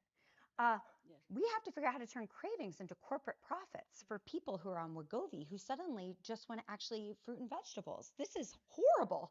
We are a volume-based business. And so I am just taking quote after quote after quote because when I'm critical of the food industry, they'll say, hey, we're just trying to feed Americans, right? We're trying to give them convenient, safe food. And I'm saying, no, we have a medicine that is a once in a generation medicine that's actually a tool for people. And your response is, how do we engineer products so it's less effective for people and get around the effectiveness of this medicine or use it as a health halo frame to suggest they call it functional indulgence products, which is like a low sugar, high protein donut. I'm like, It's an oxymoron. right? So, yes, they're absolutely panicking. And there's a pill version coming out that'll probably be on the market very soon. It's been the best entryway into how they really feel and really what their playbook is. Do you think that they will come up with something that will make it less effective? I have to say I'm a proud, winner of Wegovy. It's a miracle. It really is. And the food noise is the thing that it really turns off. Yep. But I'm just wondering, is there something that turns it back on? They're trying. I will tell you they're trying. Okay. So again, minimally, don't trust. They have GLP-1 friendly ultra processed foods. Treat that with skepticism. Okay. They're trying to do it through texture. So, and flavor additives and chewiness and hitting the side effects too. So just be very wary. They are trying. I promise you they're trying. Thank you. My pleasure.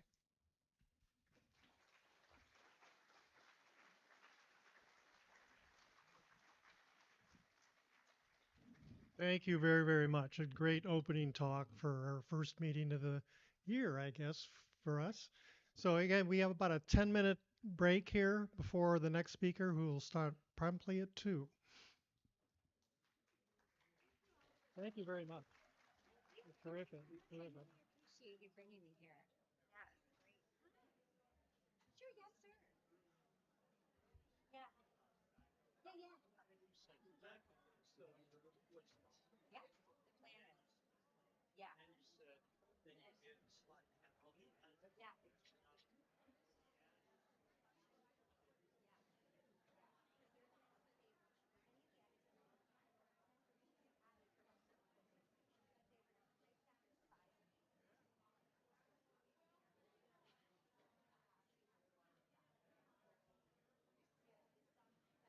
Sometimes talks can be too academic. There's a smart one that knows exactly how to talk about it. She was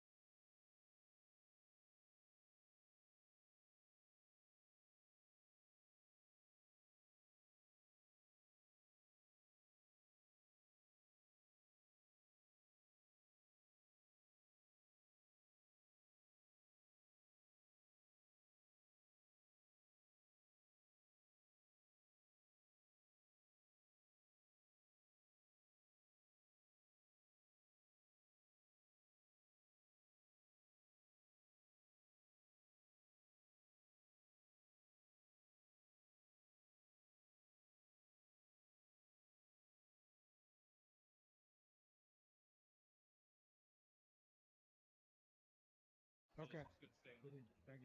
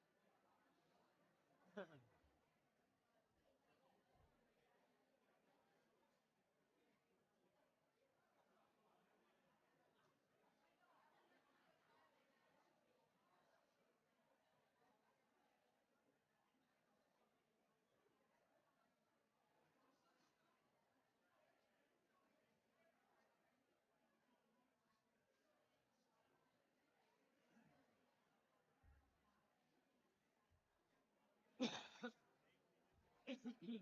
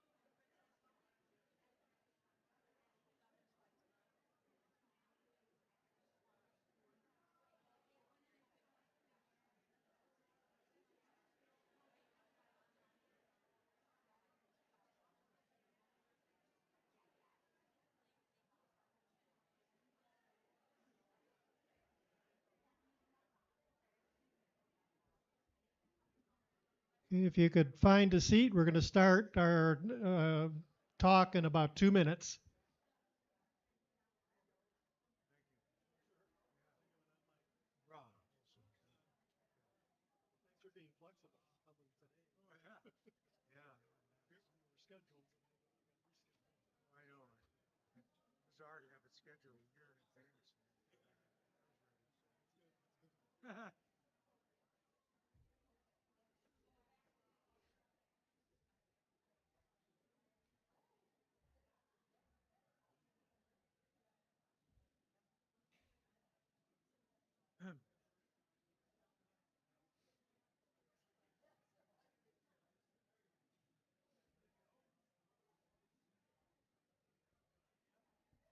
I could get it. The microphone. It's in the box.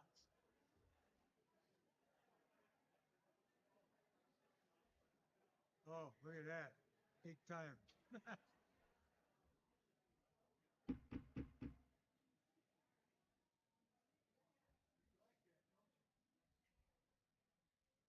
If you hate the gavel, blame Jim Randolph. So I'm going to bring up Roger Wolf to introduce our next speaker, but he just got called back to the back of the room for a second, so he's making his way here. This is Roger. Everybody knows him. Oh, yeah, exactly. Okay, I'm pleased to introduce our next speaker, second speaker for the first meeting of the year. It's Ronald Olson, and we really need to be appreciative of him because he was originally scheduled to talk in May, but we had a last-minute cancellation, and so he agreed to move his presentation up. Now we need to fill a May slot, but we'll worry about that later. At least we got today's specialty covered. So Ron Olson, he directed and oversaw the Michigan State Park system that consists of 104 diverse state parks and recreation areas, 140 state forest campgrounds, and over 300,000 acres of land. The system hosts nearly 35 million visitors annually, including 5 million on Belle Isle Park. I think we're going to have a trip coming up on Belle Isle, I thought I heard. Olson also served as superintendent of the City of Ann Arbor Parks and Recreation Department and other jurisdictions in Maryland, Indiana, and Minnesota. He's active in the National Recreation and Park Association, the National Association of State Park Directors, and is a member of the American Academy of Park and Recreation Professionals. He has served as president of the Michigan Recreation and Park Association and is past president and a founding member of the MRPA. Olson served on the Board of Regents and was an instructor for the National Parks and Recreation Supervisory Management School, served on the National Association of State Park Directors as a regent, and was an instructor for the State Park Leadership School. He has presented numerous educational sessions at the MPR National Conference, Michigan, and other states, Parks Recreation Association conferences, and training institutes. Olson has received many awards and recognitions, including the Professional of the Year recognition by the NASPD, as well as the Fellowship Award from the MRPA. Welcome to Ron. All right. Thank you. Well, there you go. How about that? Now the expectations are real high. So first of all, I'd like you to all close your eyes, all right? And I'd like you to think about a time in your life that meant the most to you in an outdoor recreational experience, something that you flash back to. It could be when you were a kid or last week or whatever. All right, you can open your eyes now. All right, how many of you have been to and we'll come back to that in a second. How many of you have been to a state park in Michigan? All right, great. So you have that. One of the things I always start out with is why we do what we do. Anybody ever looked at the Simon Sinek TED Talk on the why? You ever look at that? Oh, well, there you go. Well, then I won't be repeating myself. Well, basically his theory in the TED Talk, and you probably are aware of that, where you have people talk about their philosophy and things like that, is why we do what we do. We all can explain what we do and how we do it real well. But if I asked some of you in your past jobs to come up here and say, well, why did you do what you do? You'd probably end up reverting back to talking about what you did and why and how. But really, getting back to your memory, one of the goals that we have and the why we do what we do in the state park and recreation system is to create lifelong memories.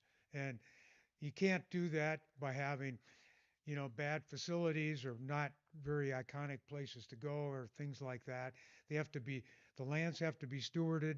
The things have to be that one of the things we know is clean, safe parks is a very big deal, as you very well know, clean bathrooms and the like, and having relevant recreational opportunities to go for things that everybody can have access to.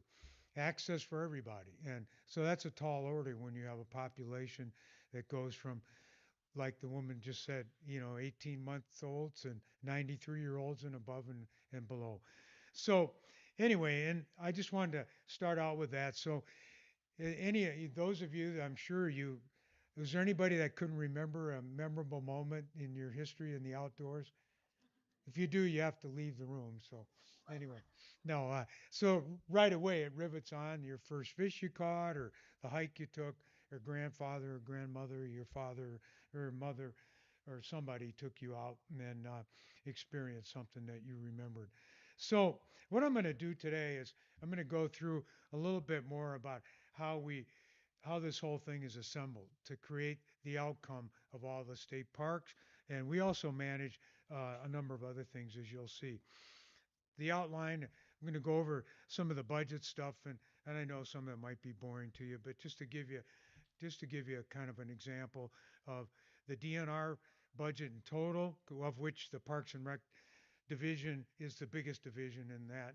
The other divisions are like wildlife, fisheries, and forestry, and law enforcement division. So just to kind of remind you of that. And then an overview of what the division does, public engagement, partnerships, and then some critical infrastructure and some other things. The mission is clear, basically, to take care of natural features, unique resources, and cultural resources, water-based public recreation and education. But like I said, simply put, is the fact that we're in the lifelong memory business. But state parks is big boon for the economics of tourism, and you can see the $53 billion that the tourism industry and the boating industry. And to give a couple of examples, the TART Trail up in Traverse City, which is our trail, but we manage it in partnership with the TART group out of Traverse City, and people that go on those trails spend non-motorized trails spend about $4,900 annually to support that, whether it's bicycles or horses or others, and that varies from person to person. And people buy meals and different things like that. On the Michigan State University, your favorite university up the block here, that the average spending for a person going to camping or day use is $198 a day, and that equates to over $250 million of, based on the number of users that we have and the camp nights that we have, the 1.3. So it contributes to the economy. This is the DNR source. Most of it, if you can see that, but really those little squares are a lot of fees and basic things. But the one that you look at, the general tax money is only 14%. So people think, well, everything's funded by tax funds, and that's not true. And so a lot of it, steward of lands, conservation, whether you like hunting and fishing and all that, that's where a lot of the money comes from, to steward wildlife lands and a lot of the forest lands. Although the timber industry that goes on, that does maintain some of the 4 million acres of that. This is the state park, uh, the the DNR expenditures, and you can see the law, the forest, and parks and rec and wildlife, and how that splits out. And you can see what we do in parks and recreation is the biggest chunk of how the money is appropriated out of the budget. Um, the state park operating budget, you can see, is made up of a number of revenue sources, and the the general tax funds, it says 7%, but part of that is a brand new program that started last year called Nature Awaits, where the goal was to have every fourth grader in the state of Michigan have experience in the state park. We provided grants, transportation, and and leadership, and that's been going on.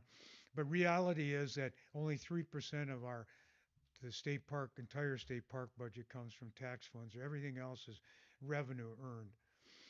This gives you a breakout of the passport, and you can see camping is still the biggest chunk of money. And the the unfortunate part of that is the good news is we get a lot of campers and we have high occupancy rate.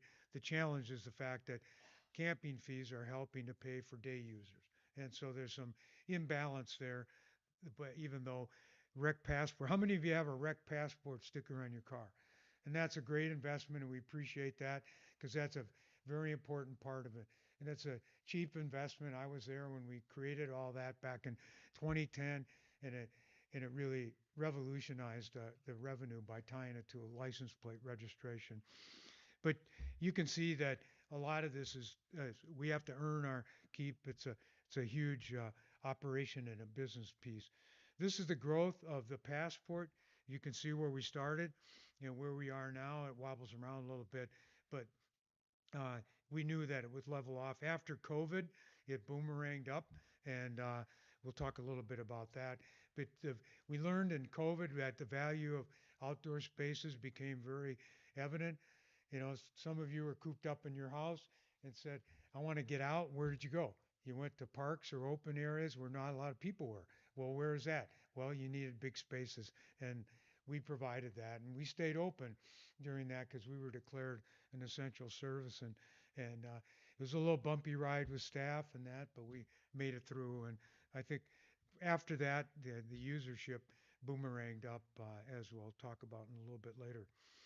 The capital part of the program, we have state parks and boating, and then we have trails and the state forest recreation, as was mentioned earlier, the 150 some campgrounds in a state forest. These are rustic campgrounds, and I like to consider them, you know, the continuum. We have dispersed camping, which means you can go out and you get a permit and you can go out and camp wherever you want in the forest as long as you comply by certain rules.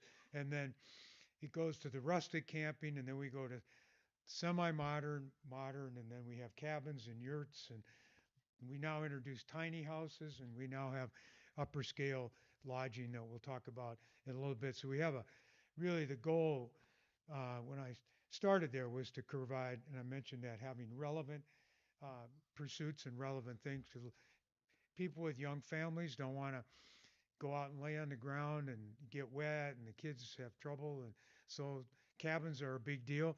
Then people graduate into tent camping, and then they get a camper usually, and then they go from there, and then eventually into you know, I want to be outside, but I don't have to put up with all the crap that you have to do with tents and that. Even though that's a lot of fun, it can be a lot of work, and then you just want to get out and enjoy yourself. So you know, the cabins and those other options are something that we felt we needed to provide. As was mentioned earlier, we have 103 currently state parks, and the 104th we're building right now in downtown Flint. Right downtown, we leased 5 city parks and got those situated, and we got some land donated and some other things, and we'll have a 230-acre park along the Flint River. And we're spending, in a little while we'll talk about that, but we have a $30 million appropriation from the ARPA funds, the American Recovery Act funds, and then we've supplemented that with grants, and we'll be spending about $50 million to develop a pretty cool park, and it'll have the only mountain bike trails in the city limits of Flint. How about that, huh? As an example, but inaccessible to the river. Some of you might have seen it with the big cement walls and all that junk where the river went through. Well, we are tearing down some of that and making access to the water. We took out old dams and riffles and opened up 25 miles of fish passage, and that it'll be a nice spot when we're all finished. We have the 19 harbors that we own. Are any boaters in here that travel around the Great Lakes or ever did that in the past? Some have. Well, those harbors are every 30 miles, and they're spaced out on purpose, and it's called Harbors of Refuge. And so we are in charge of that. It got named back in the 40s in cooperation with the Coast Guard to provide safe havens for boaters around the Great Lakes. And we maintain 19 of them, and there's 60 some that are maintained by local communities like Lexington Harbor or Ludington or St. Joe, and all those are our partners, and they're municipal public marinas, and we provide grant funds to help them fix up their place and that kind of stuff. We have 13,700 miles of trails. We also manage all the ORV, snowmobile, and non-motorized trails scattered around. Anybody ride ORVs and around on? Oh, we have sheepish hand go up there. But snowmobile riders, some of you may have done that in the past, and that's been a kind of a declining activity. ORVs are on the upclimb, and snowmobile on the downside because of climate change and the like. But that's a big deal. And then non-motorized trails, we manage like the White Pine Trail is 100 mile, just about 100 miles. It goes from Grand Rapids to Cadillac. We just finished paving the rest of that just recently, and we have lots of partners. And we have the Hart Montague Trail and the Van Buren Trail, and there's actually 5 state parks that are designated as large trails. As we mentioned, we have over 300,000 acres of land to care and maintain that assemble a state park system, but that doesn't include the trail mile or acreage, I should say. So we hosted, as was mentioned, 38 million. That's an increase of 43% from 2019, and that occurred mostly because of COVID. In 2021, we had a record year of camping, all-time record in the history of the park system. We had 1.4 million camp nights. A camp night is every night you camp is a camp night, and that pretty easy to figure that out because you're academics from the University of Michigan. I would expect that you know all that kind of stuff. And so anyway, we had that record, and we had over 42,000 harbor nights in our harbors. That's a 61% increase. So people got out and went outdoors. If you recall, during the COVID time, you couldn't buy a bicycle. All bicycles were sold out. Boats, you couldn't buy a boat. Everybody bought a boat because they wanted to get out, and that just shows you the power of the outdoors when people and the value of that. ORV license, I mentioned 308,000. Some of these stats I just want to give you because some of you might like stats, but it gives you perspective is all it does. It increased of 24%. Snowmobile increase, ORV permits, I should say, which is a license and a permit. A trail permit is you have to have that in order to ride on the trail. The others you have to have if you have an ORV. Snowmobiles is increased some, but snowmobiling has gone up and down with climate change, with the amount of climate. It's hard to ride a snowmobile down here anymore because the snow is so erratic. And even parts up north, there's some that we supply. We support 80 some or probably 50 some snowmobile clubs through grants, and some of them hardly ever groom anymore and things like that. So it's climate change is real. So we also have special places like the Outdoor Adventure Center. Anybody ever been there in downtown Detroit on Atwater Street? We took an old abandoned building called the Globe Building and resurrected it. And one thing in my career that I thought was cool, when I first started, I started in February, and in April I introduced Governor Granholm and Stephen Chester, the DEQ director. And we stood out at Milliken State Park and we saw the remnant of the cement plants that existed to the west of where the Milliken is, the dry dock there. And the next day they started demolishing the rest of the cement plant. And today it's about a 30-acre park that has a demonstration wetland, native plants, and that's all part of the riverfront, 5-mile Detroit riverfront that goes through there. Now somebody probably if somebody knows this, I'll give you $100, but you would never know. You've lied to me probably for that much, but I'll give you $10 if if if you could tell me, but I won't get into that too far. But the West Riverfront, the Ralph C. Wilson Park, the brand new $50 million, now it's up to like 70 million. You know who owns that land is we do. I was involved in buying that property, and we bought it from the Riverfront Conservancy, who had bought it from the Detroit Free Press, and then we leased it back to them because we figured that they could generate the money and build it, and it's all part of that network. And also we bought $15 million worth of easements along the Detroit River was not owned by the city of Detroit. And so now that entire riverfront, if they ever go out of business, is locked down in public ownership. Either the city of Detroit or we own it. So that was a scheme not a scheme, but it was something we felt we needed to do.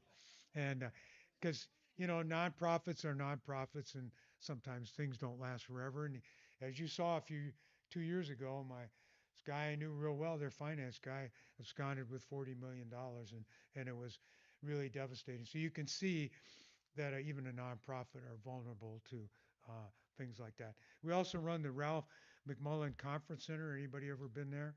It's up on Higgins Lake. We rent that out for nonprofits. Maybe your group would want to go there for a retreat or something. There's lodging up there, and it's a pretty cool. It's like going back to camp. It's a little souped up version, and there's meal service, and it's right on Higgins Lake. And we cater mostly to nonprofit partners and environmental groups. And then the Porcupine Mountains. Anybody ever been there? Anybody ever downhill skied there?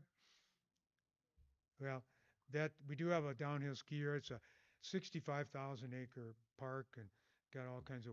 It's a wilderness designation by the feds. It's a cool place.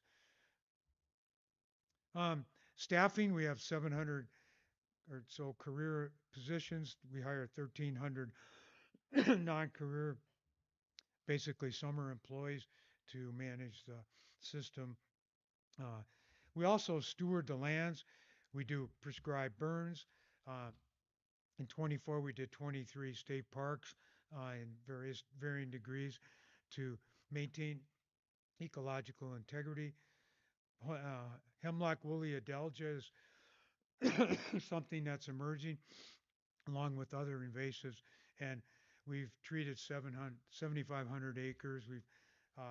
We've done a lot of work on that, identifying that, and then to manage it. To give an example, at PJ Hoffmeister, we had to remove probably, 50 or 70 specimen oak trees. And then we use a vibrator plow to cut the roots so it doesn't spread. And on Belle Isle, we took out over 100 oak trees because of that disease. And we've done work on that too. And we replanted that. In a little while, I'll show you how we did that. Accessibility for all. We have a number of demonstrations. Some years ago, I was able to get a grant from Kresge, and we have 8 exemplary access points. Good example of that is at Rifle River Recreation Area. Anybody ever been there? Nice spot. Everybody ever kayak there? You use a kayak launch? Well, that kayak launch was designed out of this grant, and it was a prototype for Easy Dock. And today, the one that they manufactured was the design features from that were created out of this grant that we had. So today, the access is much better designed. And then on the lower left is the track chairs. We have the most track chairs of any park system in the United States. We have about 20 of them, and they're all funded by nonprofits. And it provides access for people in the backcountry that don't have the mobility to get out and walk or move around in the backcountry. And you can check them out. You don't have to pay for it. And there's a list of parks where those are available. So any of you that like to go out but don't feel comfortable doing that, you should check that out. And Mayberry State Park, for example, has one, and you can go trekking. We're also into green energy. We've done a lot of stuff. We have green vehicles. We have electric EV trucks. We've now migrated into EV lawnmowers, hand mowers, and chainsaws and small equipment. We have charging stations at many parks now. We did a partnership with Rivian, and they they funded it for 10 years at a number of parks. And uh, the uh, the solar energy that we put in, we've also put in solar panels and things that's cut our electric use at those locations 50%. And then we have 52 EV charging stations, and we've converted about 75% of our equipment, small equipment, over to electric use. Now, results matter. We keep track of every visit that somebody has. And last year, our camping people said 97% of the people that camped with us or lodged with us said they would recommend it to a friend. That's pretty good in any kind of customer service business. The harbors, 93% said they would do it. Now, we don't manage every harbor, but they're our partners, and they are on our reservation system. And so we're that really is our bellwether. Public engagement, we have tons of friends group. Anybody ever been a camp host? Well, if you like to camp and you want to go out and spend 3 weeks or a month at a state park and not have to pay anything, and you can be there and answer questions and spew your great knowledge of the outdoors or whatever, or offer, kids, crafts or whatever the case might be. We have a lot of friends or hosts that come and go, and that's a cool deal to do if anybody's interested. And then we have 55 active friends groups around. So we have active groups that raise money and help spread the word, but they also help us with a lot of different things at the parks all the time. Then we have a plethora of advisory groups. So if anybody's interested in any of those activities, we have the Michigan State Park Advisory Committee overall, a number of trail groups, equine, the non-motorized, the off-road, snowmobile, and then Belle Isle Advisory Committee, and then the Michigan State Waterways Commission. And oftentimes we'll have subgroups that work on different things. We also have partners.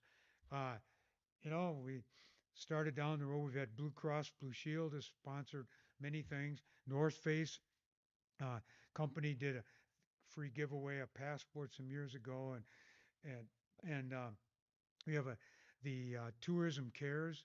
Anybody ever heard of that? Well, that's where the tourism industry will provide. They come and do volunteers, people that manage hotels, motels, and all that, and they like our state parks because most of them, the tourists that come, they'll go to a state park when they go to visit places if they don't choose to stay in a state park, and they'll do volunteer projects with us. And they just finished one at Tawas State Park. Anybody ever been in the lighthouse at Tawas State Park? Well, they just painted the foundation, cleaned the whole area up. We had 150 volunteers last weekend. And did you know, another trivia question? This is something you can make some money on. Can you tell me the only lighthouse in probably the United States that has a geothermal heating system in it? No, the Tawas Lighthouse does. We put that in as a demonstration because we do have people, if you like that kind of stuff, you can rent that and volunteer and stay in the quarters that the Coast Guard had, and you can stay in there, and then you can interpret. There's period furniture and stuff like that in the rooms where you can interpret what it was like when people lived and worked there and ran the lighthouse over the years. And it's pretty cool. And we have the Lighthouse Keepers, which is a nonprofit that partner with us. And then we've had Geico Insurance and all of that over time. We also had our own beer label with the Lake and Trail and the Holland Brewing Company, and we got a cutout of every can of beer that was sold. Some thought we can't do that, and we said, well, people do go to parks and they drink beer, and if they want to do that, we have our own wine label from a winery in Traverse City, and we've done a number of things like that to partner with groups, and all those funds go into our revenue pot. Um, this is the one I was talking about when we replanted trees. One of my staff came up with this Happy Little Trees. Anybody ever signed up for the Happy Little Trees 5K walk or event? Well, this started out of the COVID time, and there was a lot of virtual events where you could sign up, and the money would go towards tree planting.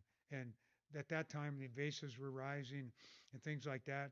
And we did have a partnership with the prisons where they would grow native plants. We'd collect seeds with volunteers, give them the seeds, and then the prisoners would learn horticulture and grow the tree or grow the plants till they got enough where you could replant them. Then we would get the plants, and then volunteers would put them in. So we had a constant supply of native plants in through that program. And anyway, well, in order for us to bolster that, our staff member came up with Bob Ross. Anybody heard of him? The dude that does the painting. Well, he's become an icon, and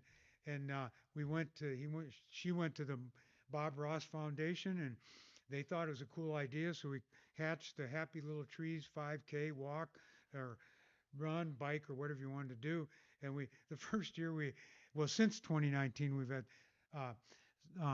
77,000 participants. The first year we had like 20,000 people signed up, and we had people from all over the United States and some foreign countries. And along with that, and then people got a number, they got a medal, and then in April the goal was to go out and on a third weekend in April is the theory was to go to a state park and go walk or run or bike or whatever you do and engage in that. And since that time, it's really gone well. We've unearned about $939,000 of revenue, almost $1 million, and that's all gone in. That goes right back into the plants and trees, more than the prison grow, but to replant the oaks that were met their demise with the oak wilt and some other diseases. National Guard, we partner with them, the 107th Engineering Battalion, and so far they've helped us offset $1.8 million. They come in and they do work that teaches them how to build bridges and roadways and stuff that they would use as military training. So they bring their equipment in, and then they do that. We buy the materials for whatever it is, and they've done some really nice renovation of things. They've done roadways, boat launches, and they worked at reshoring the Porcupine Mountains along Lake Superior during the high water when the shoreline got all messed up and the highway was almost got washed out, and they reballasted the road with huge boulders and stuff. And so it's a really cool partnership. I mentioned the lodging. So these are some of the things we did. We reimagined our lodging, and we also partnered with Explore US, which is a private company. What they did is they invested so far $1.8 million, and then they create like safari tents and cabins and things like that that are a little upscale that people want higher end lodging, and people are willing to pay. We get 10%.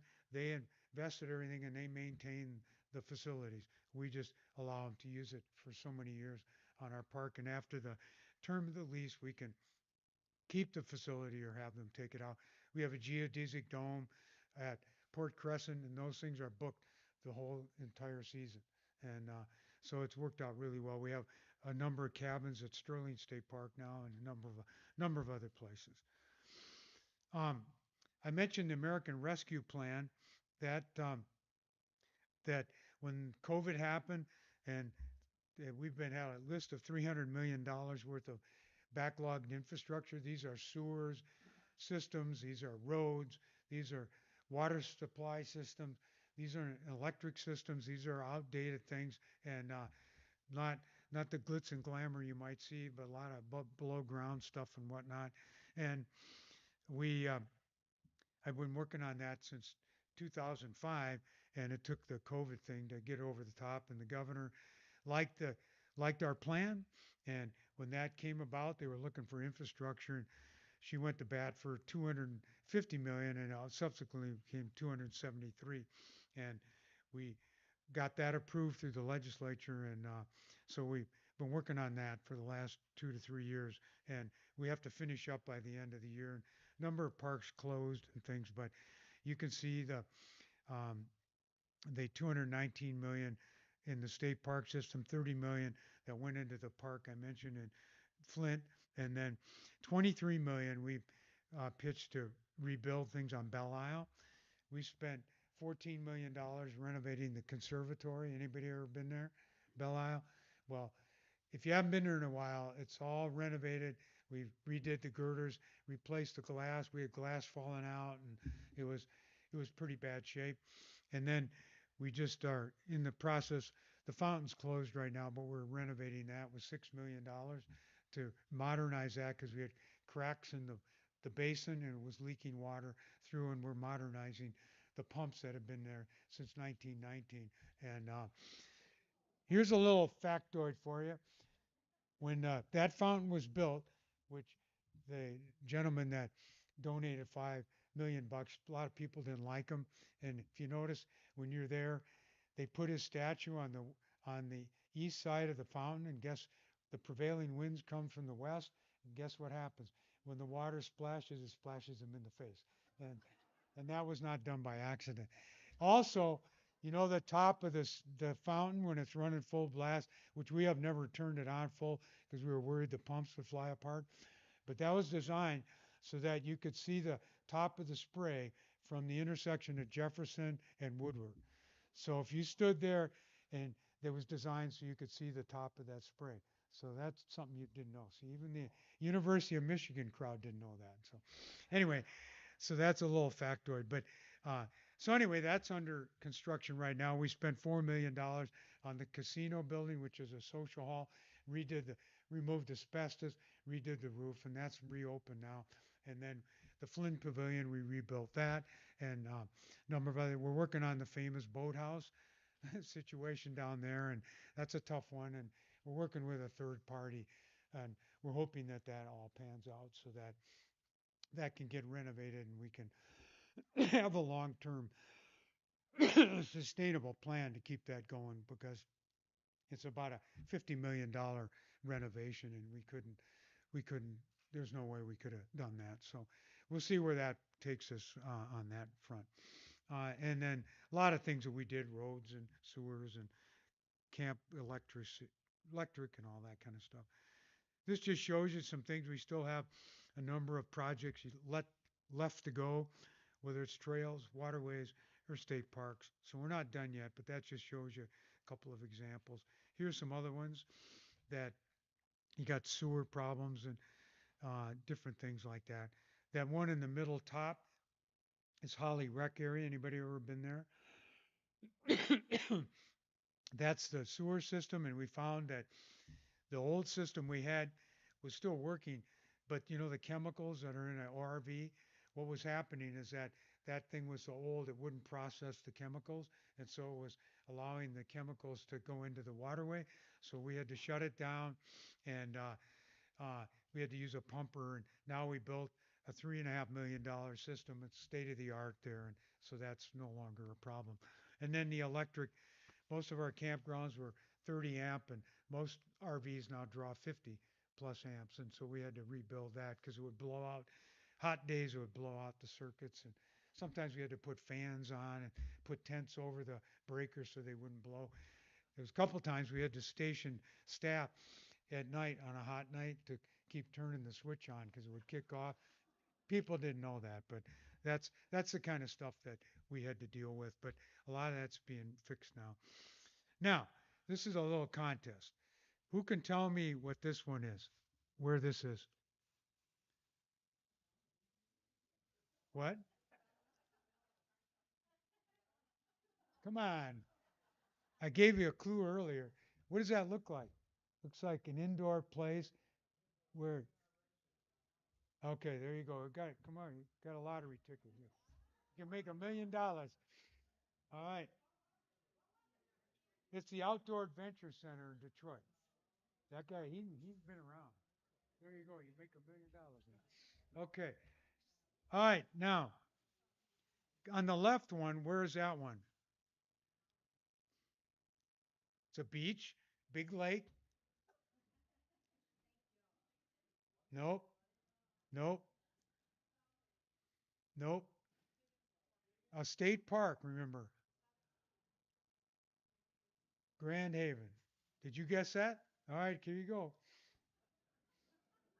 You could win up to 500,000 bucks. You may never come back. All right. Does anybody can tell me the on the right hand side where that is? Nope. What? Mhm. It's a relatively new ORV park in Oakland County, near Holly Rec area. All right, nobody got that one. It's the Holly Oaks. What? Did you get it? Oh, all right, we'll give it to you. Here you go. You can come and get this after a while. All right. Boy, we have to stretch this stuff. All right, upper left. Nope. Lake of the Clouds. Who said that? Here you go. Did you say it first? Here you go. Come on. I know you can. You came up here before, so I didn't want to. How about the one on the right? All right. You all said that, so geez, I don't know how we can deal with that one. Everybody knows that one, but I heard him say it first, so you can have this. He was just there. Did you go to the bridge, the new bridge? What does a plaque say on the bridge? What does a plaque say on the bridge? Plaque.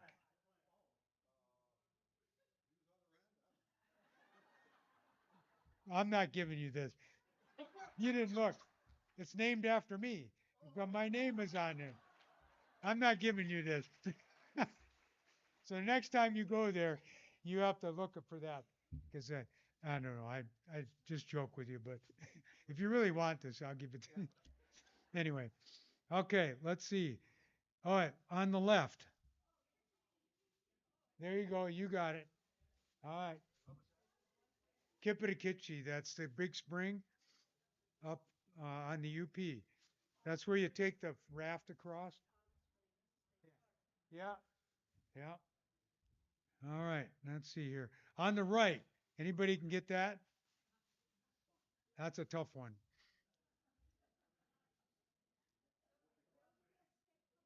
What?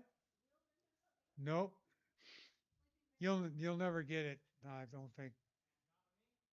Nope. It's uh it's Silver Lake State Park. It's looking back on the ORV area. If you look really close in the back, you can see there's a little blip on the top of there, but that's a tough one unless you were in a boat and had looked back. So we'll just let that one go. But that just shows you the beauty from a lot of perspective. How about on the left? Nope. It's in the UP. That's all I'm going to tell you. Which one? Nope.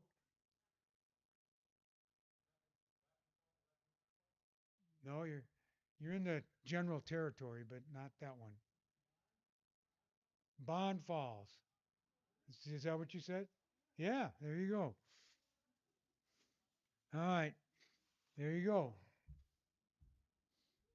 You didn't think you'd be rich today, did you? All right, the last one is on the right-hand side. Oh, y'all won. Well, we'll give you all that. So, yeah, that's one. I understand you have a trip coming, or you did go to one. All right. Well, whoops.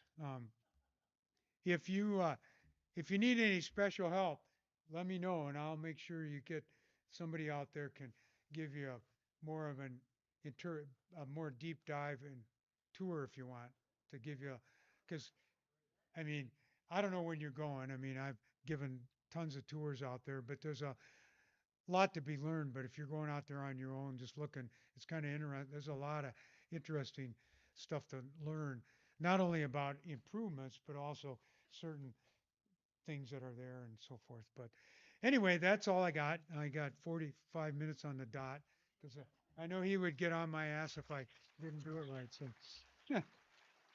now I got, and then we got you won. Somebody won back there. Here you go. You can get it when you can. Um, so anyway, I don't know if anybody had any questions, right? Okay, got one here. Make sure you raise your hand. Couple quick questions. For camping fees in the state parks, do you charge the same for Michigan residents and non-residents? Yes. Yeah. Thank you. We do. We And camped a lot in state parks across and the you country. you know, here's a little stat. If somebody said that's not fair, well, did you know 82% of the campgrounds are booked by Michigan residents? So, and some people think, oh, I try to get in Ludington, and those damn non-residents get in there before I do. That's the probability of that is very small. So We heard some unpleasant stuff crossing the country in various states. So I'm just glad that we don't have those bad ideas. One reason is we're in the tourism business, and we've had legislators come and say, oh, I got a constituent. We say, yeah, but 82% are residents, and last I knew, tourism was our second best industry. So Quick question, another one. Do most of the state parks that offer camping and hookups, do they keep the hookups all winter, or at least part of the winter? we have some parks that are open in the winter, but a lot of them are not. So there's And the a ones list. that are open, do they have hookups? Some of them do, yeah. Now at Wilderness State Park, we have full hookups that we didn't have before, but you have to look online and check that out. But there's a few. Yeah. Yep.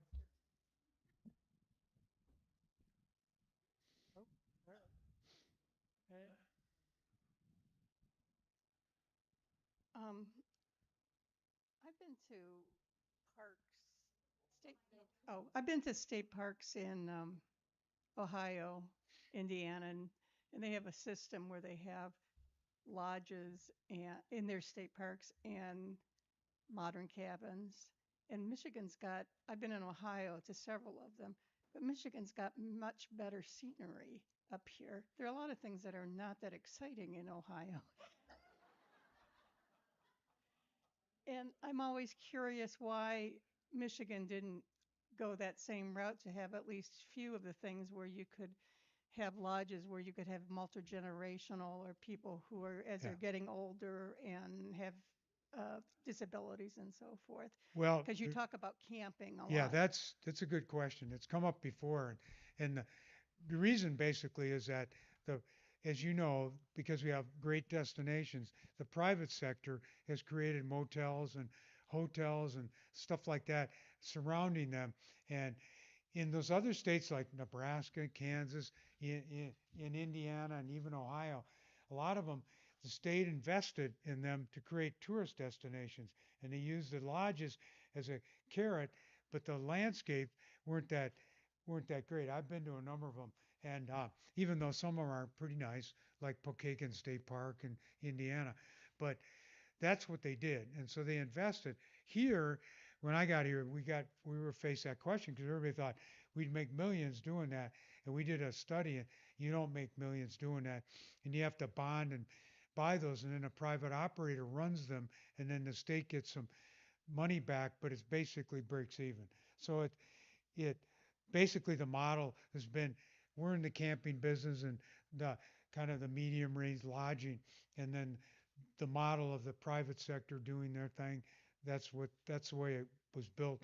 Wherein, like I said, if you go to like I said, Nebraska, they'll tell you they created tourist destinations around reservoirs and stuff in these open areas, and then they put lodges in, and people will go because the lodge is there. But I understand the benefit. Right. No, I understand Oh yeah. We right. No, you're not wrong, but I'm just telling you that's the reason. Yeah. Oh, Trying them at the little houses he talked about, you know. So, talking about the reservation system, do you got any tips or tricks on on how to go about uh, securing them? It's very hard. You know, our whole family sets up and we're waiting 6 months ahead of time, and we're like, you know, got any tips? ah, well, we used to have, you know, there's a, you can call the call center or you can do it online. And a lot of people say, well, I'll try the call center. We've had people that have bought speed dial phones. Then, and I had a woman one time told me, I'm trying to get in Holland State Park. And she went around the garage sales. That's before cell phones were really prolific. And she would take a stopwatch and time how long, how quick the redial would go, and so on. But I think you just, you know, going online is probably the best way to do it, and you just be ready to go. And when time comes, but the volume is big. And what I always tell people is that you try for that, and then have your second choice available right away. And if you can't get that, try to get your second choice, because if you wait too long, then the second choice might be priority two. So there, and some people think it's a, you know, kind of some kind of fix up deal and all that, but it's not. Back in the day before the reservations, when I came here, we had just started run down that road and they still had some remnants.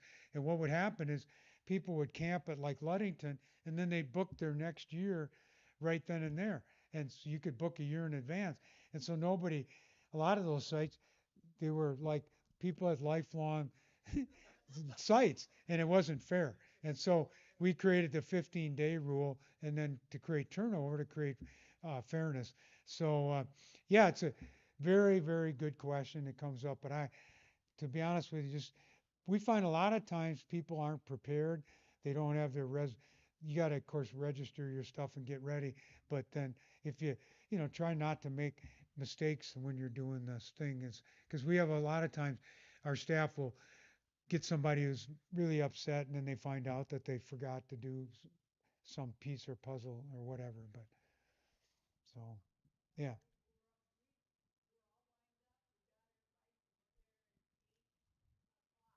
Yeah. Well, you and you and a bunch of others in January. You know what? January, our website is more popular in the month of January than the state lottery. So there you go. But good question. I wish, but our thing is, what I was always to do is create more supply. And if we had more campsites, then it would set. But then certain parks, if we did that, we'd ruin the experience by having too much. So yeah, uh, You mentioned briefly up in Tawas at the lighthouse, yeah. the lighthouse keeper program. Is that something you oversee or you work in collaboration? Because we do go up to that area and that looks like a really cool experience for people. Yeah. And I just wonder, one, if you guys oversee it and where other places in the state of Michigan Oh. that opportunity is available. Yeah. Well, yeah, the Lighthouse Keepers is a partnership that we have with them. We don't control them, but we're in partnership because we got the astute honor of owning the lighthouse, but then they have an agreement with us to do, you know, things that they do. And Aligonaw State Park has a really nice one there, and there's headquarters or there's historic stuff in there too, as an example. We do have some other ones that aren't quite the same as where you have lodging inside and people stay there and then volunteer to interpret the area. But that's basically how it works. And but if you're interested in that, just look them up or the park, and it'll tell you what you need to know. Or if you get lost, just call the park and they'll tell you what to do. So don't be afraid to call. Use the old pick up the phone because it's hard to answer everybody's question. Any other questions? Oh shit.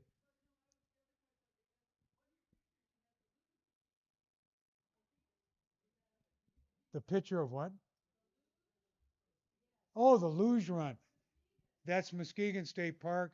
It's a winter sport park. It's one of 3 luges in the United States that exists. We also have a wheeled route that we helped them put in, but it's run by the Muskegon Winter Sport Park Association, and it's embedded in there. We have a long-term agreement. They have zip lines and ice skating and cross-country skiing and all of that kind of stuff there. But yeah, that luge run is cool. And if you've ever done it, you can go during the summer and ride on the wheeled route, and it's fully accessible. It's the only accessible luge run as far as I know, in the United States, where you can have access to it. If you like that kind of stuff, to fly down the hill in a couple seconds. But it's a cool deal. Yeah. Okay. Any other hands? There we go. There we go.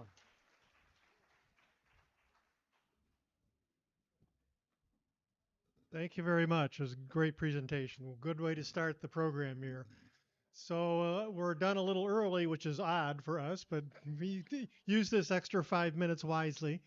We will see you again, hopefully in a couple of weeks. Our next session is going to be predominantly the benefits update. So I don't believe we're going to have lunch available that day. It'll be all the kind of theater seating that you see in the back, as we're expecting a good attendance. So thank you everyone for coming, and enjoy the rest of the warmth as long as it lasts.